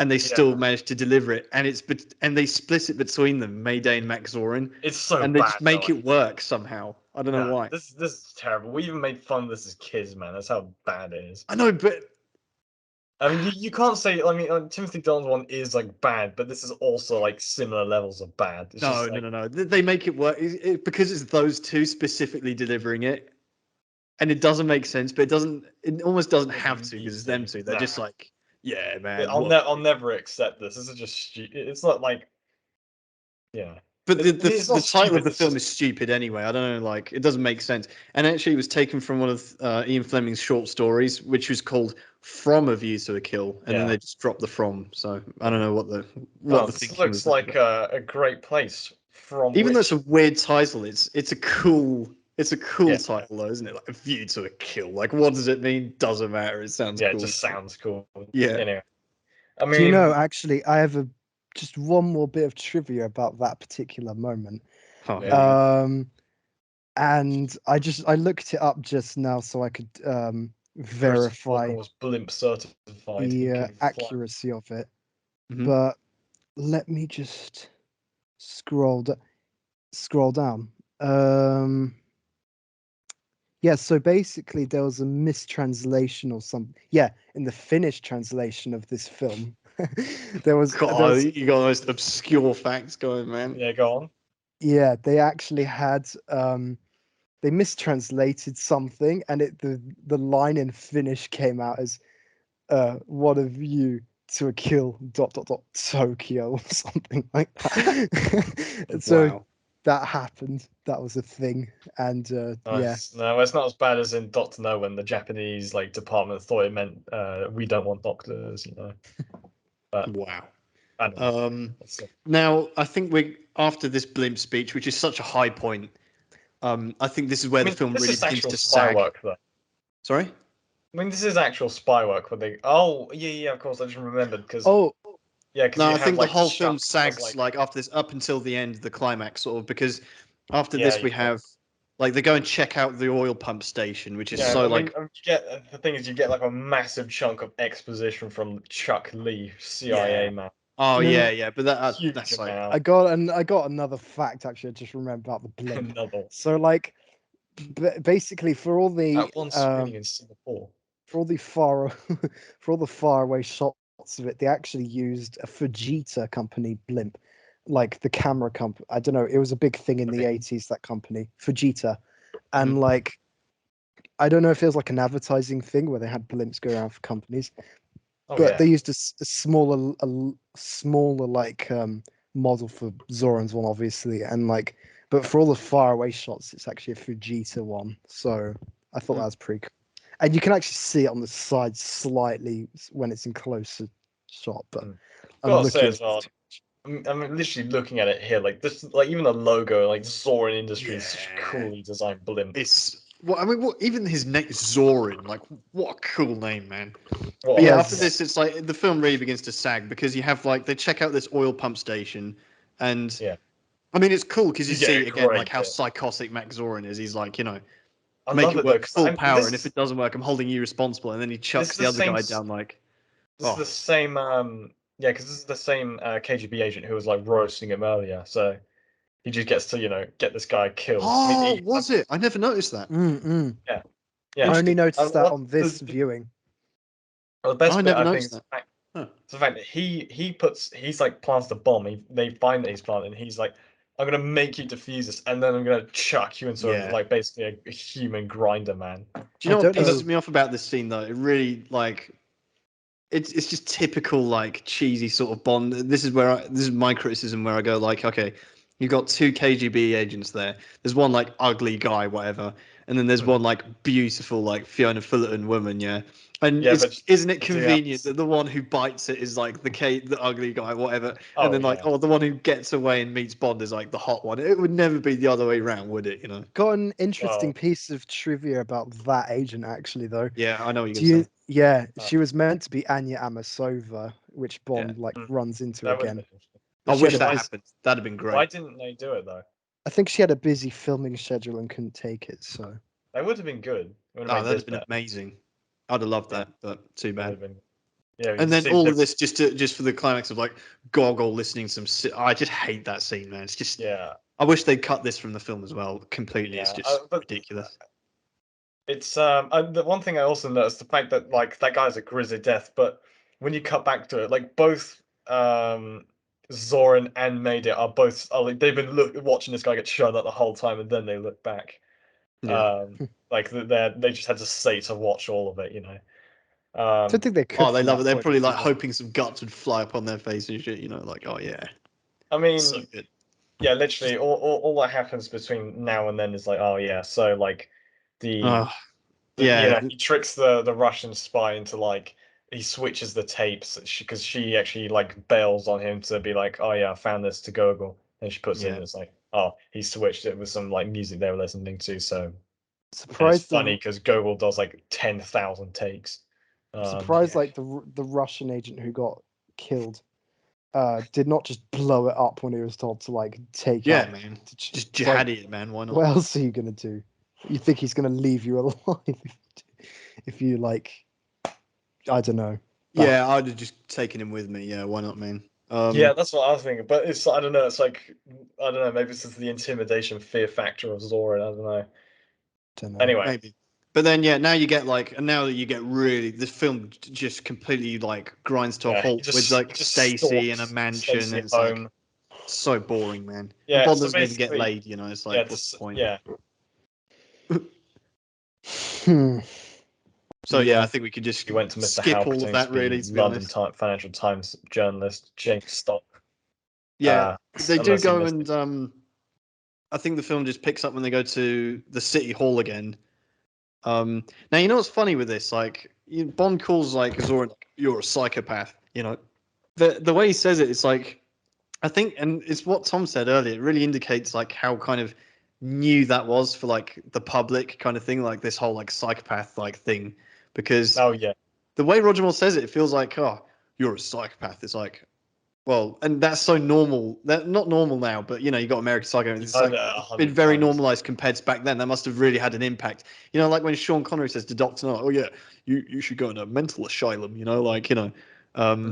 It's the same thing here. Like, how do we Yeah. not comment upon how strong Sean Connery's accent was in Never Say Never Again? By the way, we completely forgot to mention that, but never mind. Yeah, he's calling like Zoran a psychopath. Like that's gonna hurt him. He doesn't give a shit, man. It's like Yeah, he literally. oh yeah, guess what? Oh yeah, he's done all these things, and he's a psychopath. Like wow, like that held meaning back then. Yeah, It's exactly. fun. But, oh, man, this Yeah. bit is so good as well because like he Mm. just marches them into what's his name, Hal's office. And then he's like, "Oh, I thought your father used to." He's like, "Oh, Yeah. Zoran's here with a gun," and he's like, "This guy's like putting fucking two and two together, but it's like the most difficult Yeah. equation in life." And then Zoran, right? He gets him to frame them. He's like, "Yeah, call the police." He gets him to do that and then kills him. Like he explains the whole thing yeah. to them. It's So brilliant. yeah, this is it, which will result in you. He's like, "Oh, but that would mean I'd have to be," and he just finishes his sentence for it because he's taking too fucking long, and then like he doesn't care. And Death. as well, like He- Bond's like, "Oh yeah." He's like he thinks it's like some sort of show trick. You know, he's like, yeah, how is that? You know, and then Bond's like, oh, you know, I oh, like how fascinated. they kind of portray like the typical they show like Hal's proper scumbag basically as well. He's like typical. He's like Yeah. corrupt, like Yeah, city typical, official, slimy. Yeah, that's right. and then Yeah. like he's just trying to save his skin by the end of it, and then he just gets even the villain who's trying to cooperate with. Yeah, Off. literally gets Yeah, wasted, literally. man. But Yeah, I and then mean, what's the line, Henry? I'm going to challenge you to say that. I'm trying to remember, but he says, well, Zoran's line when he goes, they Spawn. perished in the flames. No. He goes, is the secret of genius. Oh yeah, intuitive improvisation Improvisation. is the Yeah. secret of Secret of genius. genius. Even though he Great line. pronounces it like kind of like an American word, it doesn't matter because he Oh does no, it. it's a great line. All of his lines are great, And, man. and the fact that the thing is, he waves the gun out, so he literally points at his own head when he's doing that. Like he just, things load of give a shit. Yeah, he's brilliant. Yeah, And maybe a little callback to the Deer Hunter as well. But anyway. yeah, maybe. Yeah, this is the thing. This is the anti theory, man. It's like instinct. He's like, oh wait, this isn't a revolver. Oh.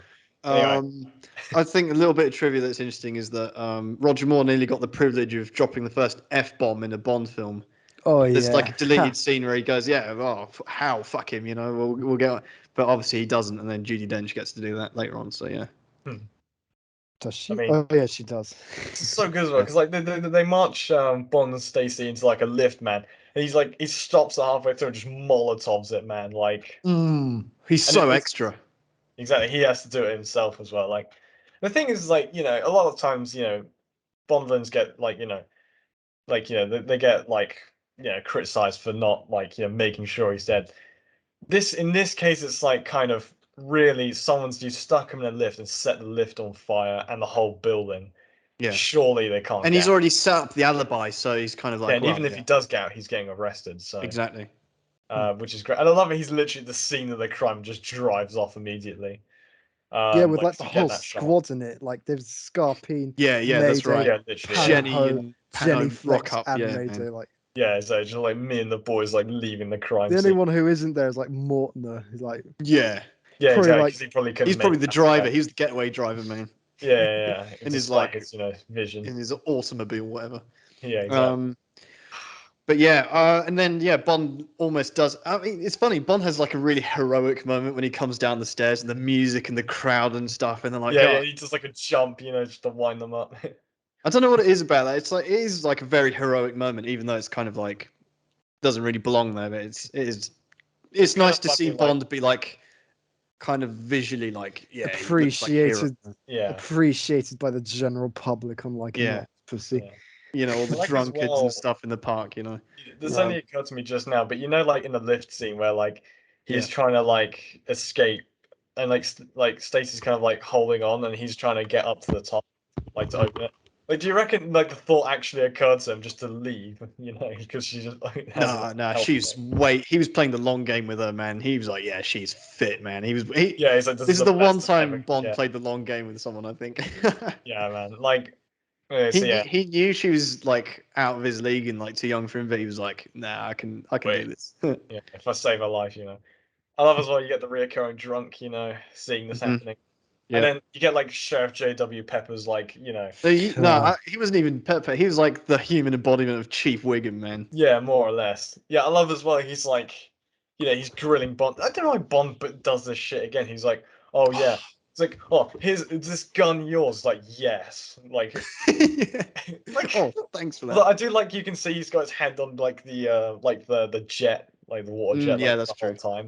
And he just Bond like tries convincing him that it's like, what are you even bothering with? You didn't even tell her, and then the fact that she's like, wait, hang on a minute, like it's like, all these crappy alter egos, which are all also called James. It's like, come on, James, man. Like, stop. I know it's a good name, but try and think outside the box a bit, man. Yeah, exactly. I mean, but he has such a I don't know, it doesn't really matter. But then now you have a really cool fire engine chase, man. Like, I don't know why. Superb. I don't know why Stacy would trust him again after like lying to her not once but twice about his identity. He did save life. Yeah. Yeah, I guess. but like still. She's more. And She's not I like think she she doesn't feel was betrayed. framed as well. She's running from the police as well. So you Yeah, know. true. Like it's not. She didn't come across as like feeling betrayed when she said like are you? She's more like like incredible, like Yeah, kind yeah, of, yeah. what the fuck. But And this fire also engine chase, it's the only other fire engine chase I can think of is in Tenet, which is cool. But yeah, this fire engine chase is it's like a bit unnecessary because like why is Bond doing all that? And it's just to like get control of the back end of it and stuff. It's like yeah, it's like swerve around. I never yeah, understood what the police are gonna do here. Like you're gonna get plowed through by this fire engine, man. It's yeah. like a gigantic truck. Do you know what pissed me off with this scene though? They didn't show us like the fire engine making the jump across the bridge. And I know Yeah, that'd have been difficult to do, but I'm sure they could have put them. It's Bond, you know. I'm sure Yeah. they What they, I tried. mean, Maybe we they didn't tried get. it and they didn't like how it looked. Maybe it just looked terrible with miniatures or something. I don't know, but I mean, I think it's a shame we never got to see that actual shot. you do get something which is probably just as good. I think the fact that you see the aftermath of the Yeah, like yeah, the that's the right. police come and that guy, poor guy at the top, man, he probably got fucking folded in. He got probably got combined with the chairman, like Hmm. the fucking like at the very top, he just falls all the way down, man, like right into another car. Then I like the she, bridge operator as well. He's yeah, like, he's just yeah, he's like it is sinking yeah, with every like frame cut back. very And amusing. the chief is just like, he's like giving shit to these Yeah, guys, yeah, man. This is yeah, gonna be $100 out of your month, like your paycheck, every month. Whereas like he can't see the counterweight to the bridge is crushing his car as well. And like as he turns around, they're all like laughing at him, man. yeah, yeah, It's yeah, yeah. like, I mean, for the So longest time, I didn't know what that thing was crushing his car, but then you realize me oh, it's neither. just the bridge counterweight. Anyway, yeah. like, And what I like is they don't even change vehicle. They drive to the mine in this yeah, exactly. stolen fire engine, man. Like, It's ridiculous. surely the police are still after Yeah, him, and it's like the most obvious vehicle to track down. exactly, But exactly. I But mean, yeah, I don't even know. Like, um, well, anyway, this is the climax of the film, effectively. With like, yeah, well, not quite, but yeah, the mines, like this is where Zorin really like. that's what I'm saying though. Zoran, he cares about worker safety. They enforce wearing hard hats around there, and somehow they like just are okay with Stacy walking around. Like they don't employ any women here. But Yeah, I don't think anyone was really complaining, man. These are yeah, all true. like minimum wage like laborers, man. They have to live on site and they haven't seen their wives for like 3 months, man. It's like yeah, no one's complaining Yeah, about that. but like Bond and Sutton, they like kind of. I mean, I mean, to skip the part where it's on your rear end when like the guy with the Yeah, fucking truck supposedly on fire. Anyway, they sneak in on like some mine carts, right? hmm And they're like trying to peek over to see what like what's going on. But like their like heads are fully out, like more or less. Like you can easily yeah, yeah, spot yeah, them. Like this is the thing, Bond isn't even trying in this film to like, be yeah, like subtle or anything. And I mean it just culminates, they find like Zoran's game plan table, man. Like he's probably been like spent ages building, even though like he knows what Mm. he's gonna do regardless. And then like Stacey gets to use her like, geography A level, Yeah. to like fucking explain to So the believable. audience. Yeah, man. So if we flood the faults and then you blow it up, then you get double earthquake, She's tsunami, such a poor actress, man. Like she like can't deliver any of her lines convincingly. There's a bit earlier in her house as well where she has those the birds that detects earthquakes, and she's trying to explain something technical. Then I'm just like, no one cares. no, like I'm not buying it from her. I'm sorry. Like Holly Goodhead, she successfully did that. For Yeah. example, I bought that she was an astronaut somewhat. This is like, I mean, I don't know, man. Yeah, I mean, I don't know even. Anyway, Zorin floods the mine and Yeah, kills exactly. Like everyone and yeah. laughs while he I does it. find it funny as well because Zoran just sends the girls after him like exclusively because he knows he's gonna flood the Yeah, mine yeah, yeah, anyway. that's right. Like to him, this is actually probably great because he can kill Bond anyway in this way. Literally, he's like, this is like he's killing so many birds with one stone, man. He's like, Exactly. love it. Like I'm it's surprised. so. You know who I'm thinking of in the scene? Scarpine. Like, why is he sat there? Like, he's watching like Zorin gun down everyone. No, but And this is the thing. He must have him as right hand man because he's just in on him with all this. true, but like, there would be if I was Scarpine, there'd be nothing to make me like wonder if Zorin's about to turn the gun on him as No, but well. this is the funny thing as Yeah, well. I that's realized that's a after good this point scene actually. where after he guns everyone down, like Scarpine like makes sure to refer to him as Sir, like as Ah, quite Does funny. he yeah. actually? Wow. Yeah. Such a That's funny funny. little detail. Um, Scarpin's terrible as a henchman. Like he doesn't even fight Bond or anything. He's just a bootlicker, man, isn't he? Really? yeah, Yeah. exactly. He doesn't fight Bond because they're making way for Christopher Walken to do it. But anyway, Oh yeah, I, man. I love as well just... like. So, he like kicks the guy. He kicks the guy Yeah, like there's a guy like scrambling for dear life, man. Just kicks him in the face, man, like it's a penalty in the World Cup, man. He's just yeah, like, exactly, man. He's just he's laughing as he's going. He goes down. He's like, oh yeah, give me some spare clips. He's reloading, man. yeah, like an he's Uzi, loving man. it. And the fact that like his Insane. facial expressions, they get so many good shots of him, just like Yeah, yeah. he's having the Enjoying time it. of his Yeah. life here. Like He's and it just shows like this guy is insane, like and that exactly. is the definition of it.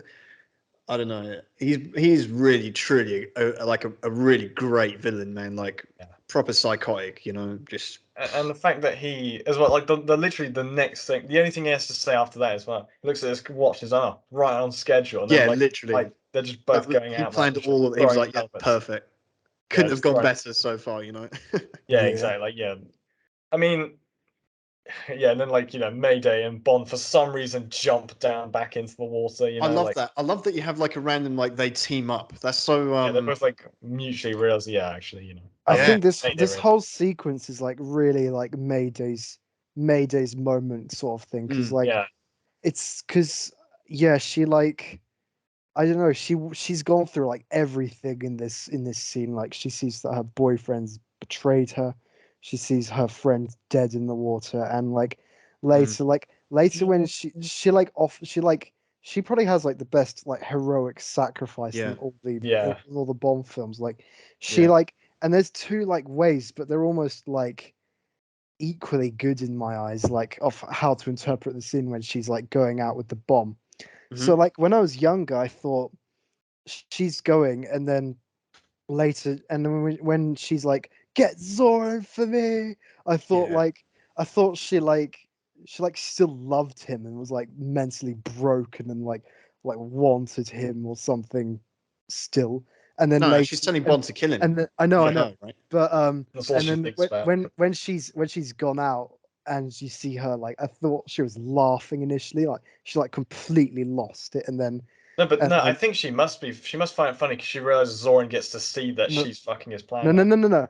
This is I'm gonna go in the second one Go on, quickly, let him cook. and then and Yeah. then and then and then when she like sees the blimp, she like her face like drops a little, so she's like Yeah. coming back into the reality. Then she dies, and then the other one is like when she goes onto the thing, and then she's like, "Get Zoran for me," like kill him basically, and then later she's not laughing, but she's actually crying when she goes out because that's like she's just letting herself like experience the last human emotion she gets like in her life basically, and then she's like when her face drops she's like just readying herself for death basically, like that's it. Yeah.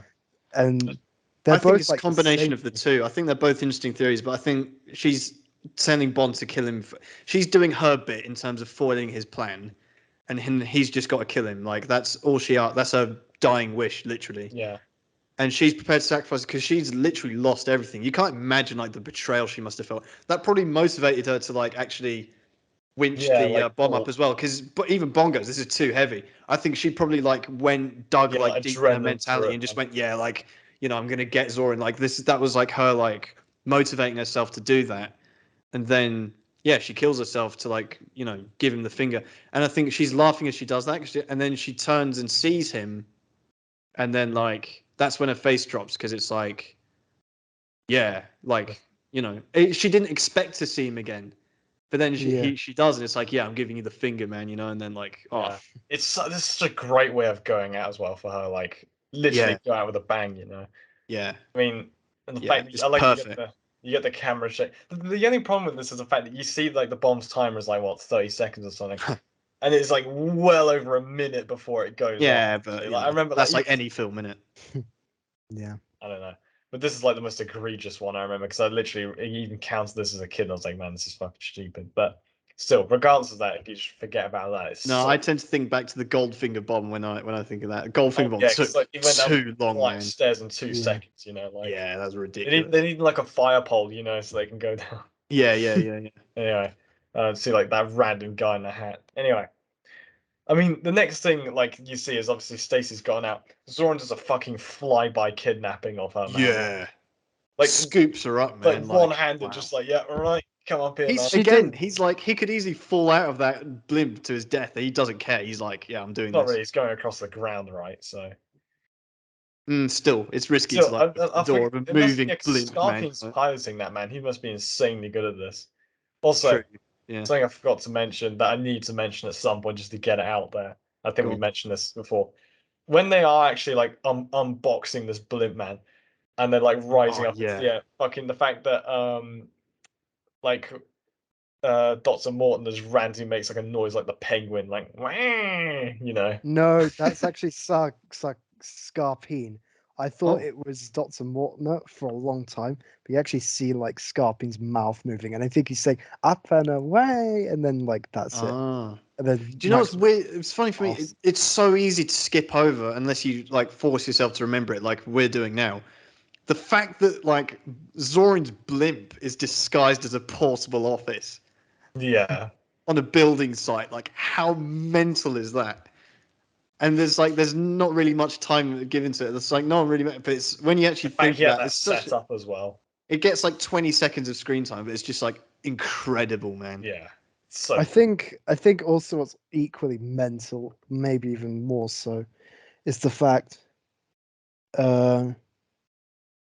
is like how when it inflates and he's just hovering there waiting for his plan to go off in theory, if there was a big explosion in the mine, surely it'd be very possible for like a loose rock to like be fired out from that and like puncture his Puncture it. yeah, and Nah, then I he don't think so. but I by think that it's point, probably he more has- durable than you give it credit for, man. Yeah, But and maybe also I'm the wrong. fact that he'd have gone like he already planned this like by a certain like time schedule, so he'd have Yeah, been up and out by then. Yeah. And also when it blew up, it would have been inside, not like where his blimp was, not like when Mayday popped out. So then they arrive at the golden. I mean, Bond like gets hold of one of the tail ropes. Yeah, the mooring thing, whatever it is. Yeah. He's just the fastest, like tying up like a ship to like a bridge. Yeah, got his little Boy Scouts skills coming Yeah, back. that's Yeah. right. Good. I remember when they taught me this one. Oh, and then I mean we just get to it. I mean, Bond versus Zorin finally It's because just they shame. don't. It's like it's such a good fight on one end, but you can't believe that Roger Moore at his age would beat No, I Christopher. can. I don't. I'm not really focused on that. I just the music is what really carries this scene And the as fact well. he comes out with an axe, man, like Yeah, Yeah, there's so much going on that the Bond's Roger Moore's age is the last thing I'm thinking about because first of all you've got the music, second of all you've got Christopher Walken wielding an axe, a fire axe, right? And then thirdly, this is all happening on the Golden Gate Bridge. yeah. So we also get and the blimp, and it's the last thing you think. And so they do so much. So it's very clever, actually. They do enough to make to make me anyway, like ignore the fact that Roger Moore's like an OAP. Yeah, that's something you so- want to. Well, I yeah, think- I do. Yeah. Like I was saying, this scene would be so much better with Timothy Dalton, like I said before, like 5 times already. I like how That'd be brutal, man. They could do so much more. in the last Yeah, I know what you do, man. You'd have like Timothy Dalton, like getting the axe, and then like chopping off like Max Zorin's fingers or something, man. Like at one Yeah, point. that's the thing that makes him fall off. Yeah. Wow. I just like we also get Scarpine being embarrassingly handled basically by Stacy, and I love the little like reprisal of the moment from Octopus. He was like, "Go and get him," and then Oh yeah, we yeah. He's we like, also go, and he gets knocked out. we have like the least loyal henchman ever, which just proves like He he's just gets knocked out complete though. bootlicker. Yeah, but before he's like hesitating and like loads, he's Yeah, like true. he puts his hand on himself like, "You want me to do that?" And it's Well, like, he eventually does, guys. He's literally loading the gun as he gets like hit. Now I know this would never happen, but I Yeah. just want to float this idea just for the fun of it. Q versus Mortimer. I would have loved to have seen that fight in some like parody spin-off thing, man. Like just a little fight between like Carl Mortimer and Q. This like is as well though. Just before the actual fight between Bond and Zora. Yeah. Stacey asks possibly the dumbest question anyone has ever Oh, asked yeah. before. Because like like tries to like grab Zoran when like when they're like tied to the bridge, right? And she also, oh, stop! Are you crazy? I'm like, you Yeah. you've seen this guy like kill your boss, like plan to do all of this shit, and also like slam a guy into the bridge like so he dies And on top of all that, Christopher and Walken kill is himself. he's just seen his plan get foiled by his like ex-girlfriend, whatever. Like she's literally killed herself to like stop him. So he's dealing with all that as well. Yeah. And he's just like, oh well, while I'm here, let's have some fun, sort of thing. Yeah, I love as well. There's a bit which is if it was anyone else, it'd be kind of dumb. Where he's like, "Oh yeah, this will hurt him more than me," and like Yeah. everyone else is kind of like, "All right," and he's like laughing at his own joke, kind of like looking Yeah. back Yeah. with approval, you know. And then he's like they're like trying to pull away. I love the way he says it very calmly. He's like more power. It's like he's trying to explain to someone like just Yeah, just exactly. like make it go It's like faster or whatever. a tutorial or something. Yeah. Oh, I love it. And then the fight itself is just like, oh, it's so tense, man. It's so good. The music is unbelievable. It's what I mean. It For might what be they the had to best work ever with. Bond versus villain fight. Actually, now I think about it, like hand to hand. Hmm. Maybe We'll apart get from to. Pierce Brosnan against Sean Bean, but I don't know. Yeah, what about that Gustav Graves, sword fight, Who's Gustav Graves? Oh yeah, I forgot. Yeah, well, No, anyway. this is like this is in What terms about of that like fight hand with to hand Dominic combat Green, scene. also has an axe, Yeah, Anyway. no, this is That's like amazing. that guy's like the manlet wannabe Max Zorin, like Yeah, Zoran's like his clothes, man. His drip is always he's like in a on suit point. man fighting in with an Yeah. axe. He's literally like being Patrick Bateman here, more or less. Yeah, literally. He's like outclassing Bond's just wearing some like bomber jacket as well, man. Like, Zoran's outclassing Bond on like every Yeah, front, man. outclassing throughout the whole film, more or less. But Yeah, anyway, exactly. Exactly. I love as well. Like he's like, yeah, because like Morton is like calling to him, and then he's like laughing, and that's what makes him fall. Yeah, Like it's not Bond or anything. It's just like himself. Like he's pretty I don't much, know. yeah. It's like That's the, such a that's the best. That's one of the best villain deaths, like it's very He's fit. like certainly of laughing any for no Bond film. reason. He's just And it's so satisfying to actually see a Bond villain get like a good Bond villain get a good death because we've seen like Scaramanga or Dr. Kananga, for example. Those are the first ones that leap to mind where they're like Scamander's one isn't bad. actually Scamanga's is It good. is a good one. But I don't know. Stromberg's was poor. Like Yeah. Yeah, Kamal Then Khan was like it's so often a they get cutaway some shot. undignified death followed by a joke. This is what I like. Bond doesn't even disrespect Zorin by like making a pun either. He's just like, wow, I'm glad I'm alive, man. he didn't actually. There's quite a few he didn't disrespect. Actually, he didn't disrespect Stromberg. So he Yeah, was the like, time "Where's Stromberg?" stuff, And he was yeah. like, "Dead." And so will we be if we don't gather. Oh yeah, And true. he doesn't. He makes a pun about Hugo Drax. He doesn't really make. Yeah, a pun Kamal about Khan, he's knackered after that one, so yeah. Chris Yeah, Statos. exactly. Yeah.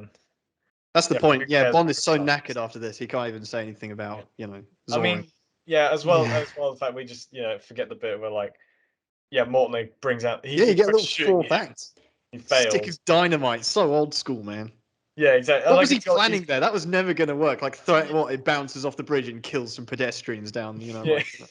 Like and Yeah. you got like the fire axe, the fire extinguisher, and just ye olde dynamite to chuck it. Yeah, literally. Like the fact that like Zoran just has that, like he's just has a bomb on him. Yeah, exactly. I And it's not I even like that it's though. not even like this advanced bomb he had earlier. It's just literally like a cartoon dynamite stick. But More. I like it though literally because Looney Tunes shit, man. that's so in character for both of them. Like Yeah. Zoran's like a Squabbling, yeah. psycho. So Zoran's a psycho, so he wants like the up close and personal like axe kill. Yeah. And Yeah. Morton is like old school German, like pulls out the dynamite and tries to finish him off like that. He's like, even like, he's adjusting his monocle and stuff, Yeah, man. yeah, It's like exactly. amazing, man. I mean, something I also forgot to mention as well. This is like a really little thing. I really like the way that like Zoran like he keeps his pistol. Actually, he has his hand above his above his arm where he's shooting just to keep away like from vertical recoil. Which I don't know. Like when he's like shooting at Bond and Son, obviously he can't hit him because then the film be over. But still, Yeah. And then the blimp itself exploding is just such a cool Yeah. shot. Oh, it just yeah, that- crumples like, oh, it's so good, man. yeah. Wow. What a great climax Yeah. for a Bond Yeah. film. It's really right up there, man. It's a bit shame about the ending though, because like it's Yeah. quite. They have like a bit of a funny bit with Gogol being like, "Oh yeah, this is a medal we'd Oh give to yeah. Bond." It's like, "Oh well, He's I looking thought directly at the camera as well. I hate that. yeah, well, no, the KGB. I thought I they'd just like hate it." Goggle in general, man. It's just like I don't know why they felt they forced him in every film. It's just shit, man. Yeah, I'm glad this I is like it. I disgusting. like it how they had this guy for like all these films, and then the one where he would have been the most important, he's not there, like in the Living Daylight. Yeah. Anyway, Yeah. I mean, anyway, we'll get to that. But he does make a funny joke about like, oh, where would Russian intelligence be without it? Yeah, Like Russian Yeah, that research, is 'cause they funny. just steal Yeah. Silicon Valley. Very good. They have a laugh about that, but then like And then, Q, Q like peeping on Bond, like Q's like robot dog thing that was established as the first scene, more or less. Yeah, he's just like, oh yeah, 007's alive. He's just wrapping a few things up or something, and then like he chucks the towel on top of it. And we And get the final line from Roger Moore. Ooh. I don't know. yeah, literally. It is funny how like the symbolic throwing in of the towel though, that's like Yeah, but that's still, good. Yeah, it I never would have been realised better that, if he'd left it Octopussy, I think, honestly.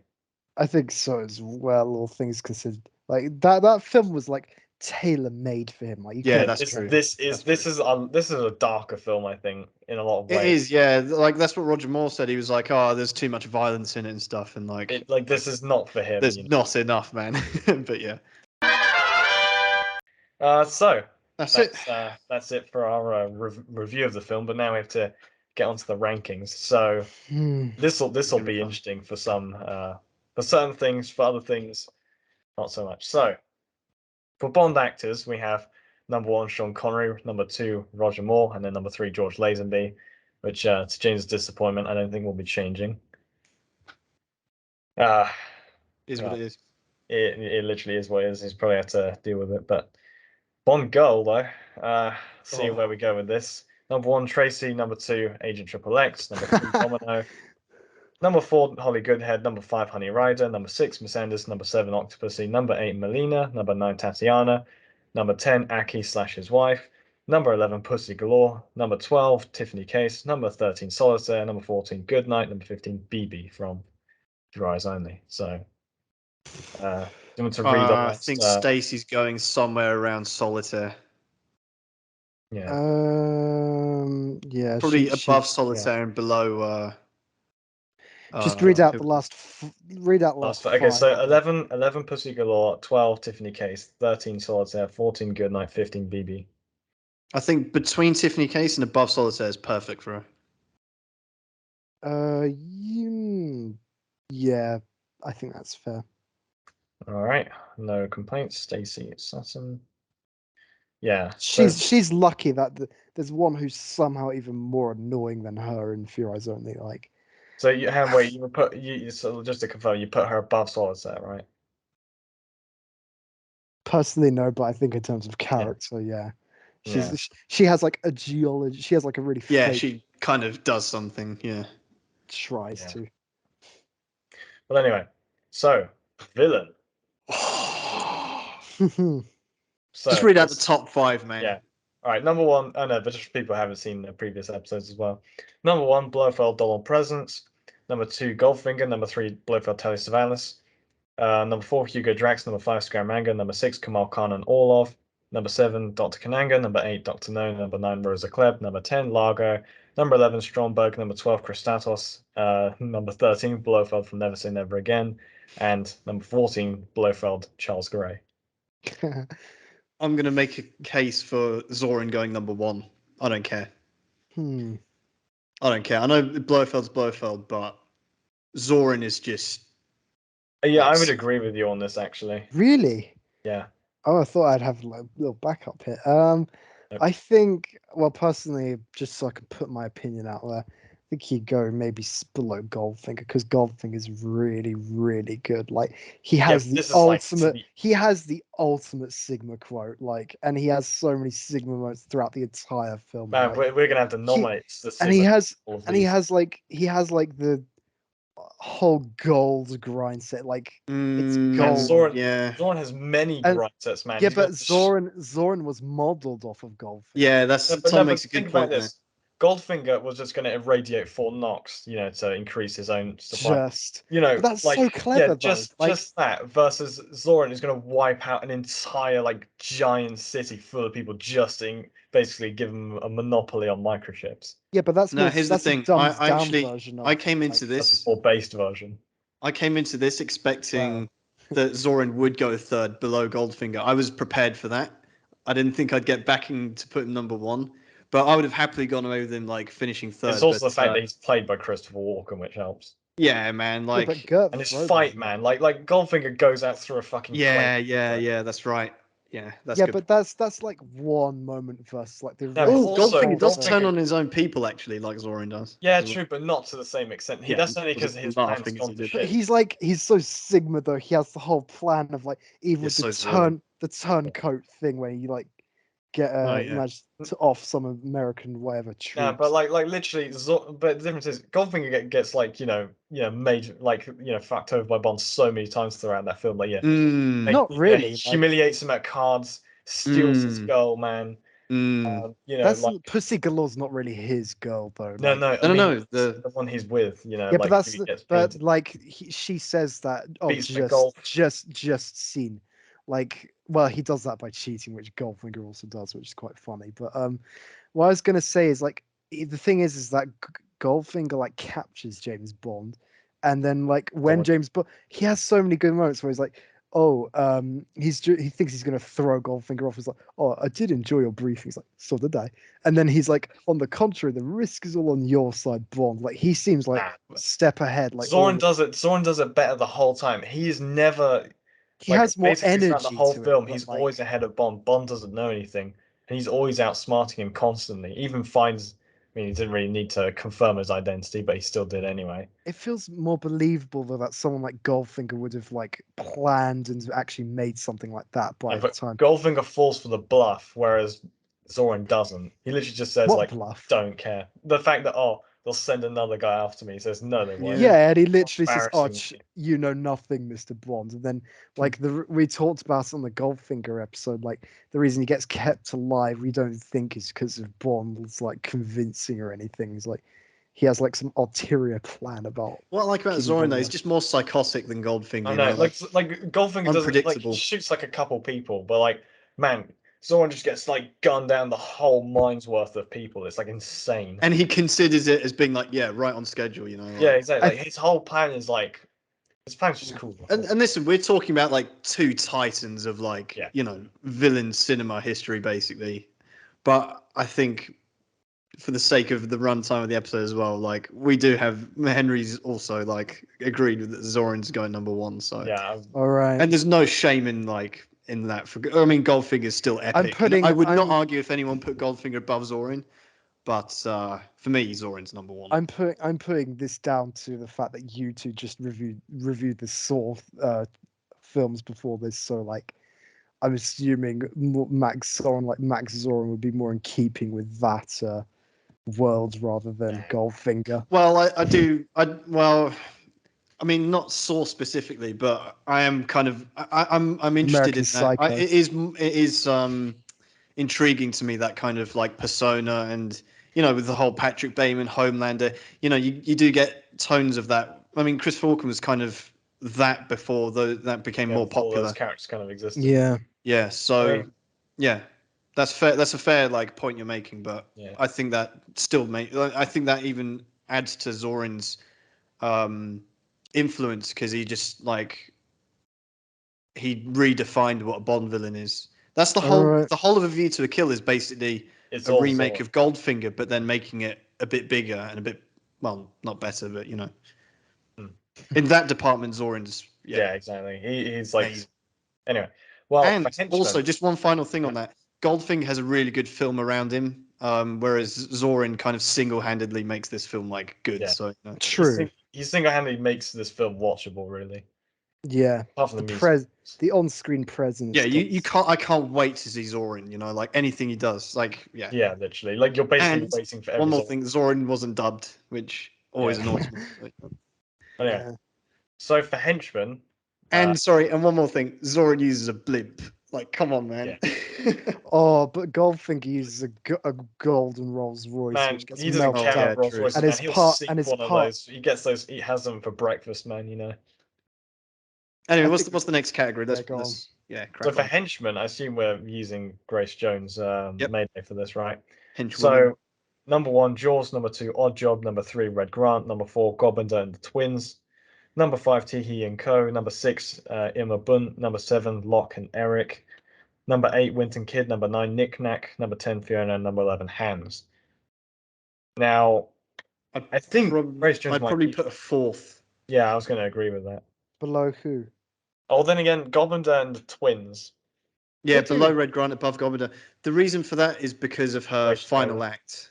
Yeah. Like purely because of that. Yeah, I she actually gets she feel- gets she gets character development. So Yeah. Yeah. yeah, that's debatable. She's Whether you iconic as well. Like, whether you want that in a henchman or not, but that's a Yeah. interesting. yeah, man. Jaws has character development. He just turns into an ally. Yeah. Yeah. He He's like the only he has other the, one. He has the He's first the only conscious other thought one. in his life that leads into that. Yeah. Yeah. Mayday. Well, Jaws just falls in love, really. That's his arc, Yeah, no, but not only does he fall in love, like he also like when Bond makes him think for the first time in his life, and like, oh yeah, I do kind of. Yeah, love but it's not. Bond does do that, but it's really the girl pulling on the heartstrings, man. If she wasn't there, Jaws would have expelled him, So yeah. Yeah. Yeah. Anyway, so do we have a car vehicle in this, or are we gonna nominate the blimp? Yeah. Does Bond drive it though? He doesn't. That's the thing. Yeah. Well, what about the half car? Oh no, that's stupid. Fire man. truck maybe. Oh no, the iceberg from the beginning. Yeah, this is like a joke category at this point. Should we do that then? No. Let's move on for the sake of the Okay. time. So yeah, M is still Robert Brown. Q is still Desmond Llewellyn. Last time Lois Maxwell's Moneypenny. Mm-hmm. Right, Ally and Felix Leiter. So we're just putting Chuck Lee in here somewhere. No, we have Sir Godfrey Tibbett. Oh yeah, of course. How could I disrespect him? I'm Well, not even going to mention Chuck Lee, man. Like, so relevant, man. Yeah. Right, But well, where we put, what's the rankings then? So number 1 we have Draco and Campbell. Number 2 Tiger Tanaka. Number 3 VJ. Number 4 Quarrel and Leiter. Number 5 Columbo. Number 6 Quarrel Jr. Leiter and Strata. Number 7 Karen Bay. Number 8 Leiter from Never Say Never Again and Rowan Atkinson's character. Number 9 General Gogol. Number 10 Leiter and Goldfinger. Number 11 Leiter and Thunderball. Number 12 Hip. Number 13 Leiter from Diamonds Are Forever. So where would My brain just So, tuned out when you were going through Felix Leiter's. Yeah. My brain, I tune out, but then I tune back in when he says hip. Yeah, that's what happened. I was like, oh yeah. I would put Sir Godfrey Tibbetts. I want to put him around Karen Bay, but maybe a bit higher. I'm not sure. So What do you above guys Quarrel Jr., Leiter and Strata, maybe? Above Columbo? No, not that. No, not high, above but, Columbo. like, he's a bit like he's like VJ, but he's very likable. So and, understated, Yeah, but Where's VJ in the ranking? he's number 3. Third. He should be higher, man. Oh, but Tiger he's Tanaka, though. Tanaka and Draco. Well, Those are really serious good. Yeah, they are good though. Well, Yeah. I don't know. I don't have any strong opinions on Godfrey. I think he could go more or less somewhere in the middle, upper middle sort of area. So above Karen Bay and below Quarrel Jr., Leiter and Strata, maybe? I think Karen Bay does a bit. I don't know. Yeah, I think he's a bit better. Karen Bay's a little bit better actually. All right, Yeah. so above Lights from Never Say Never Again and Rowan Atkinson. Right, Atkinson. Yeah. It's This just- is like the dotted line where it becomes a joke after that. So yeah. Yeah, so, yeah. Sir Godfrey Tibbett, That's right. because I just have a habit of calling him Tibbet.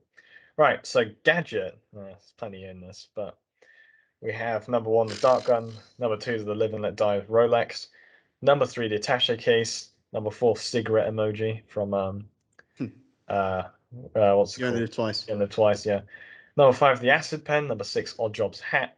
Number 7, the rebreather. Number 8, the Walther PPK, and number 9, the mousetrap. Forgot that was there. We get so many like good gadgets. We get so many memorable Jack you get gadgets. so many like very cool. What in this? No, in the Roger Moore like tenure. Oh, okay. We were really In this film, his struggling. gadgets are terrible. They're all shit, man. Let's Oh, get we the also ring. forgot to we literally forgot to mention because I was going to say like all these gadgets are convenient. He just says, "Yeah, a convenient coincidence." You coincidence. just have to get that on MP4 on YouTube. I forgot yeah. I like the ring, I think. But Maney and my man. Yeah. Convenient coincidence. Coincidence. It's like, Oh, yeah, I can't believe we forgot to mention that. I'm glad we met. Oh, I'd have never forgiven myself if we finished recording without saying that. Yeah, I think the ring, which takes pictures. Yeah, it has to be the ring, doesn't it? yeah, But it can go like near the bottom. yeah. Okay, so we've got number 6, Oddjob's hat, number 7, Rebreather, number 8, Wolf PBK, number 9, Mousetrap. Yeah, above the rebreather, below our job's hat, I'd say. What do you even call it? Ring camera. Yeah. That's the kind of gadget you wish you had at school, man. You know, like Yeah. Well, mugshot so- your mates, you know. I don't know, like I don't know why. Right, so for theme song, On Her Majesty's Secret Service number 1, number 2, the James Bond theme, number 3, Live and Let Die, number 4. Stop. A View to Kill's going number 1, man. Number 1. I'd have to put it at number 2. Like the On Her Majesty's Secret Service one is so good.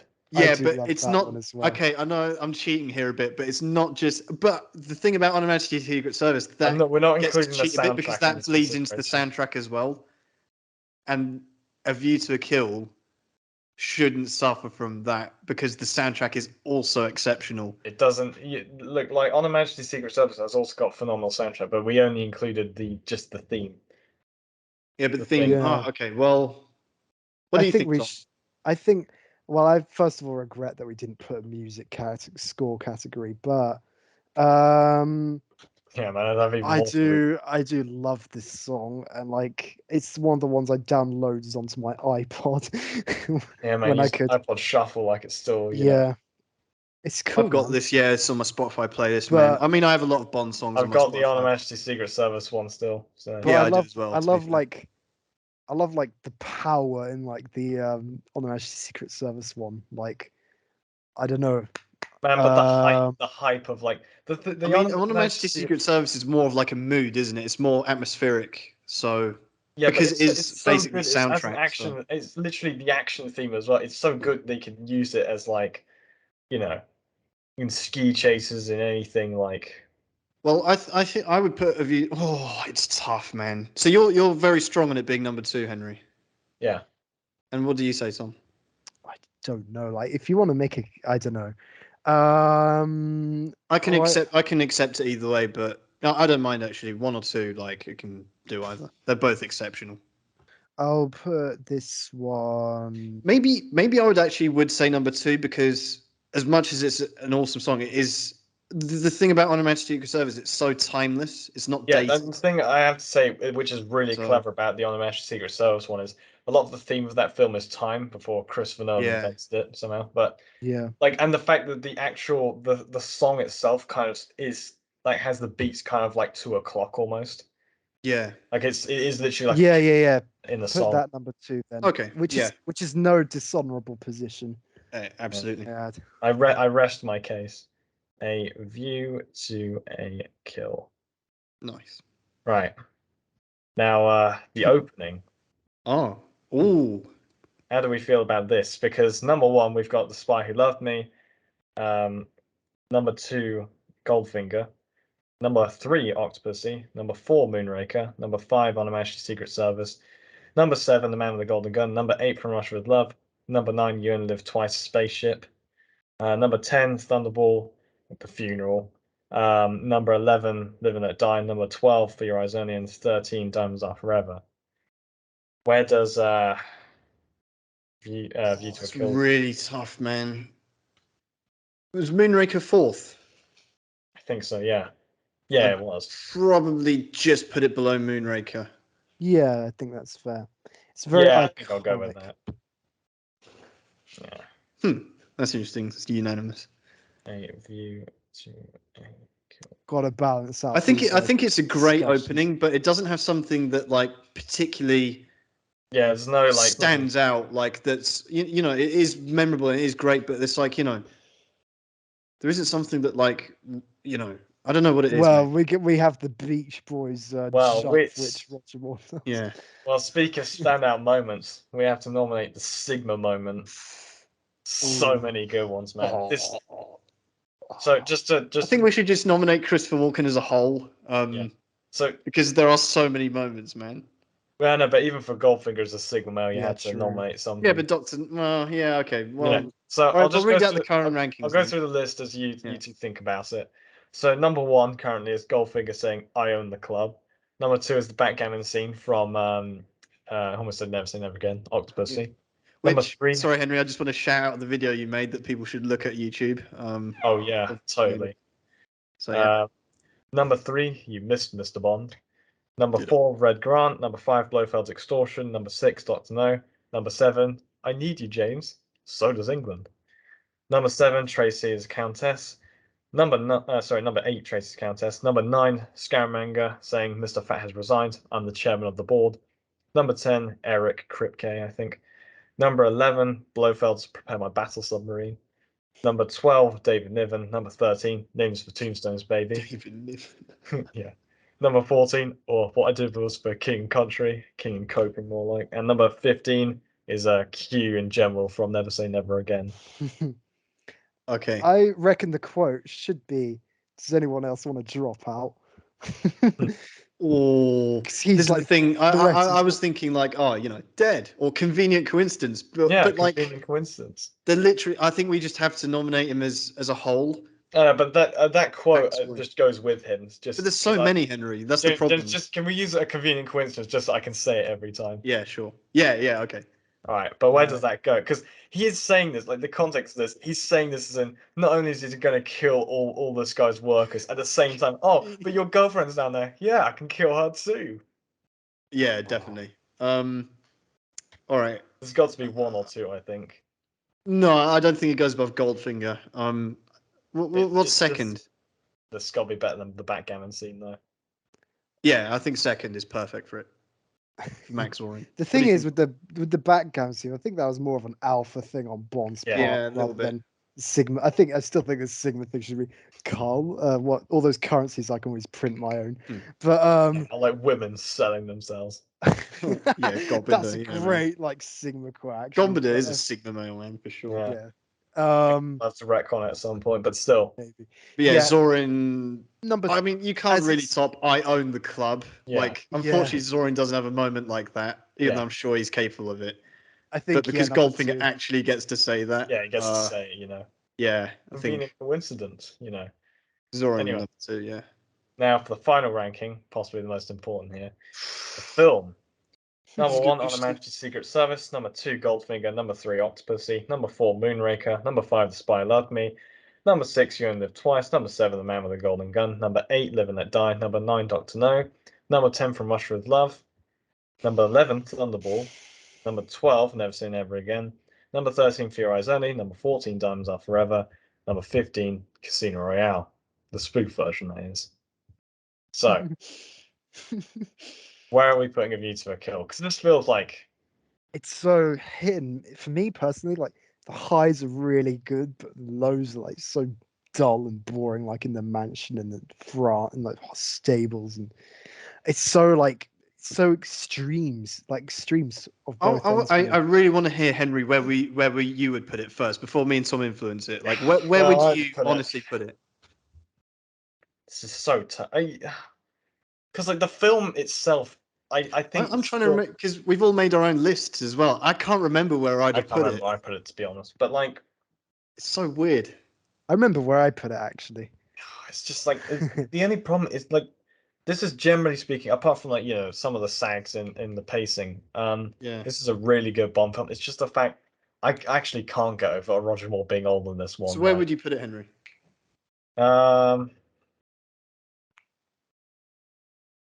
This might go above or below The Man with the Golden Gun, I think. No, it goes higher than that. I was thinking above or below Moonraker, and I love Moonraker. Oh, all right. No, this would probably have to go above The Man with the Golden Gun because like Man with the Sorry, Golden just read between. Can you read the ones between Moonraker and the Man with the Golden Gun then? Number 4, Moonraker. Number 5, The Spy Loved Me. Number 6, You Only Live Twice. Number 7, The Man with the Golden Gun. Number 8, Live and Let Die. Nah, this is better than You Only Live Twice, I think. I think I like You Only Live Twice more, actually. But Actually, you have opened up a case for me. And Spy Love Me. Oh, yeah, which shouldn't be there. But whatever. This is literally it's just a so triple. tough, man. It's just Max Zorin though. Well, we've already put Max Zorin number 1 as the villain, so I think that kind of Yeah. I can be satisfied with the film going a little lower than. It's better than I don't You Only know. Live Twice though. I think maybe You Only Live Twice yeah. is more. It's basically quality all round, basically, and it has. It's just it's it excellent. does have some lagging pacing, but still like It has one scene that's like very slow, but I this would has like take has, A like, View the to a Kill to mansion- the desert island before You Only Live Twice. I can say that much. it's tough. Yeah, and what? So No, Spy Love I would Me is put it above below You You Only Only Live Live Twice, Twice, right? Is it in actually. that order? You Only Live Twice, then Spy Love Me. I mean, Spy Love Me, then You Only If I Live Love Twice. Me, You Only Live Twice, Man with the Golden Gun. I think I put this below You Only Live Twice. Like, as much as I love Max Zorin, this This film is much higher than basically any other reviewer would put this film. So we yeah, are I think this we are this being is very actually at the kind to bottom it. of the IMDb rankings, which is insane. Well, fuck them, man. What do they know? Yeah. Certainly I not would the be correct tempted response. to put it just above. Oh, I don't know, man. I'm torn between. I think objectively, You Only Live Twice is better, but I really enjoy View to a Kill. It's just such a watchable. Nah, it's the Bond problem. It's I mean I'm standing by it's below You Only Live Twice. I think Tom does too. So. Okay, all right, fine. So yeah, that would leave it at number 1, Honor My Secret Service. Number 2, Goldfinger. Number 3, Octopussy. Number 4, Moonraker. Number 5, The Spy Love Me. Number 6, You Know Twice, and then number 7 is now A View to a Kill. So just above The Man with the Golden Gun. Wow. I think there's a dotted line there, though, isn't there? Yeah. Well, minus From Russia Wow. with Love, which is buried there for some reason. Yeah, we'll get to that. Go on, No, I don't agree. But where would you have From Russia with Love? I mean, at the moment. I would really have From Russia with Love third, honestly. I I I'd think watch Get out of here, man. I'd watch that over any of these other ones. Yeah, you're joking, man. I'd never put. I think it should be higher, but not above Octopussy. Like, no way at all. No chance, man. Okay. But higher, hopefully. Go on, Henry. Say the words. Say the line, Bar. Well, James Bond will be back, and they never actually specify the films from now on. But we will return for the Living Daylights, so you can join us next week. Same bat time, same bat channel.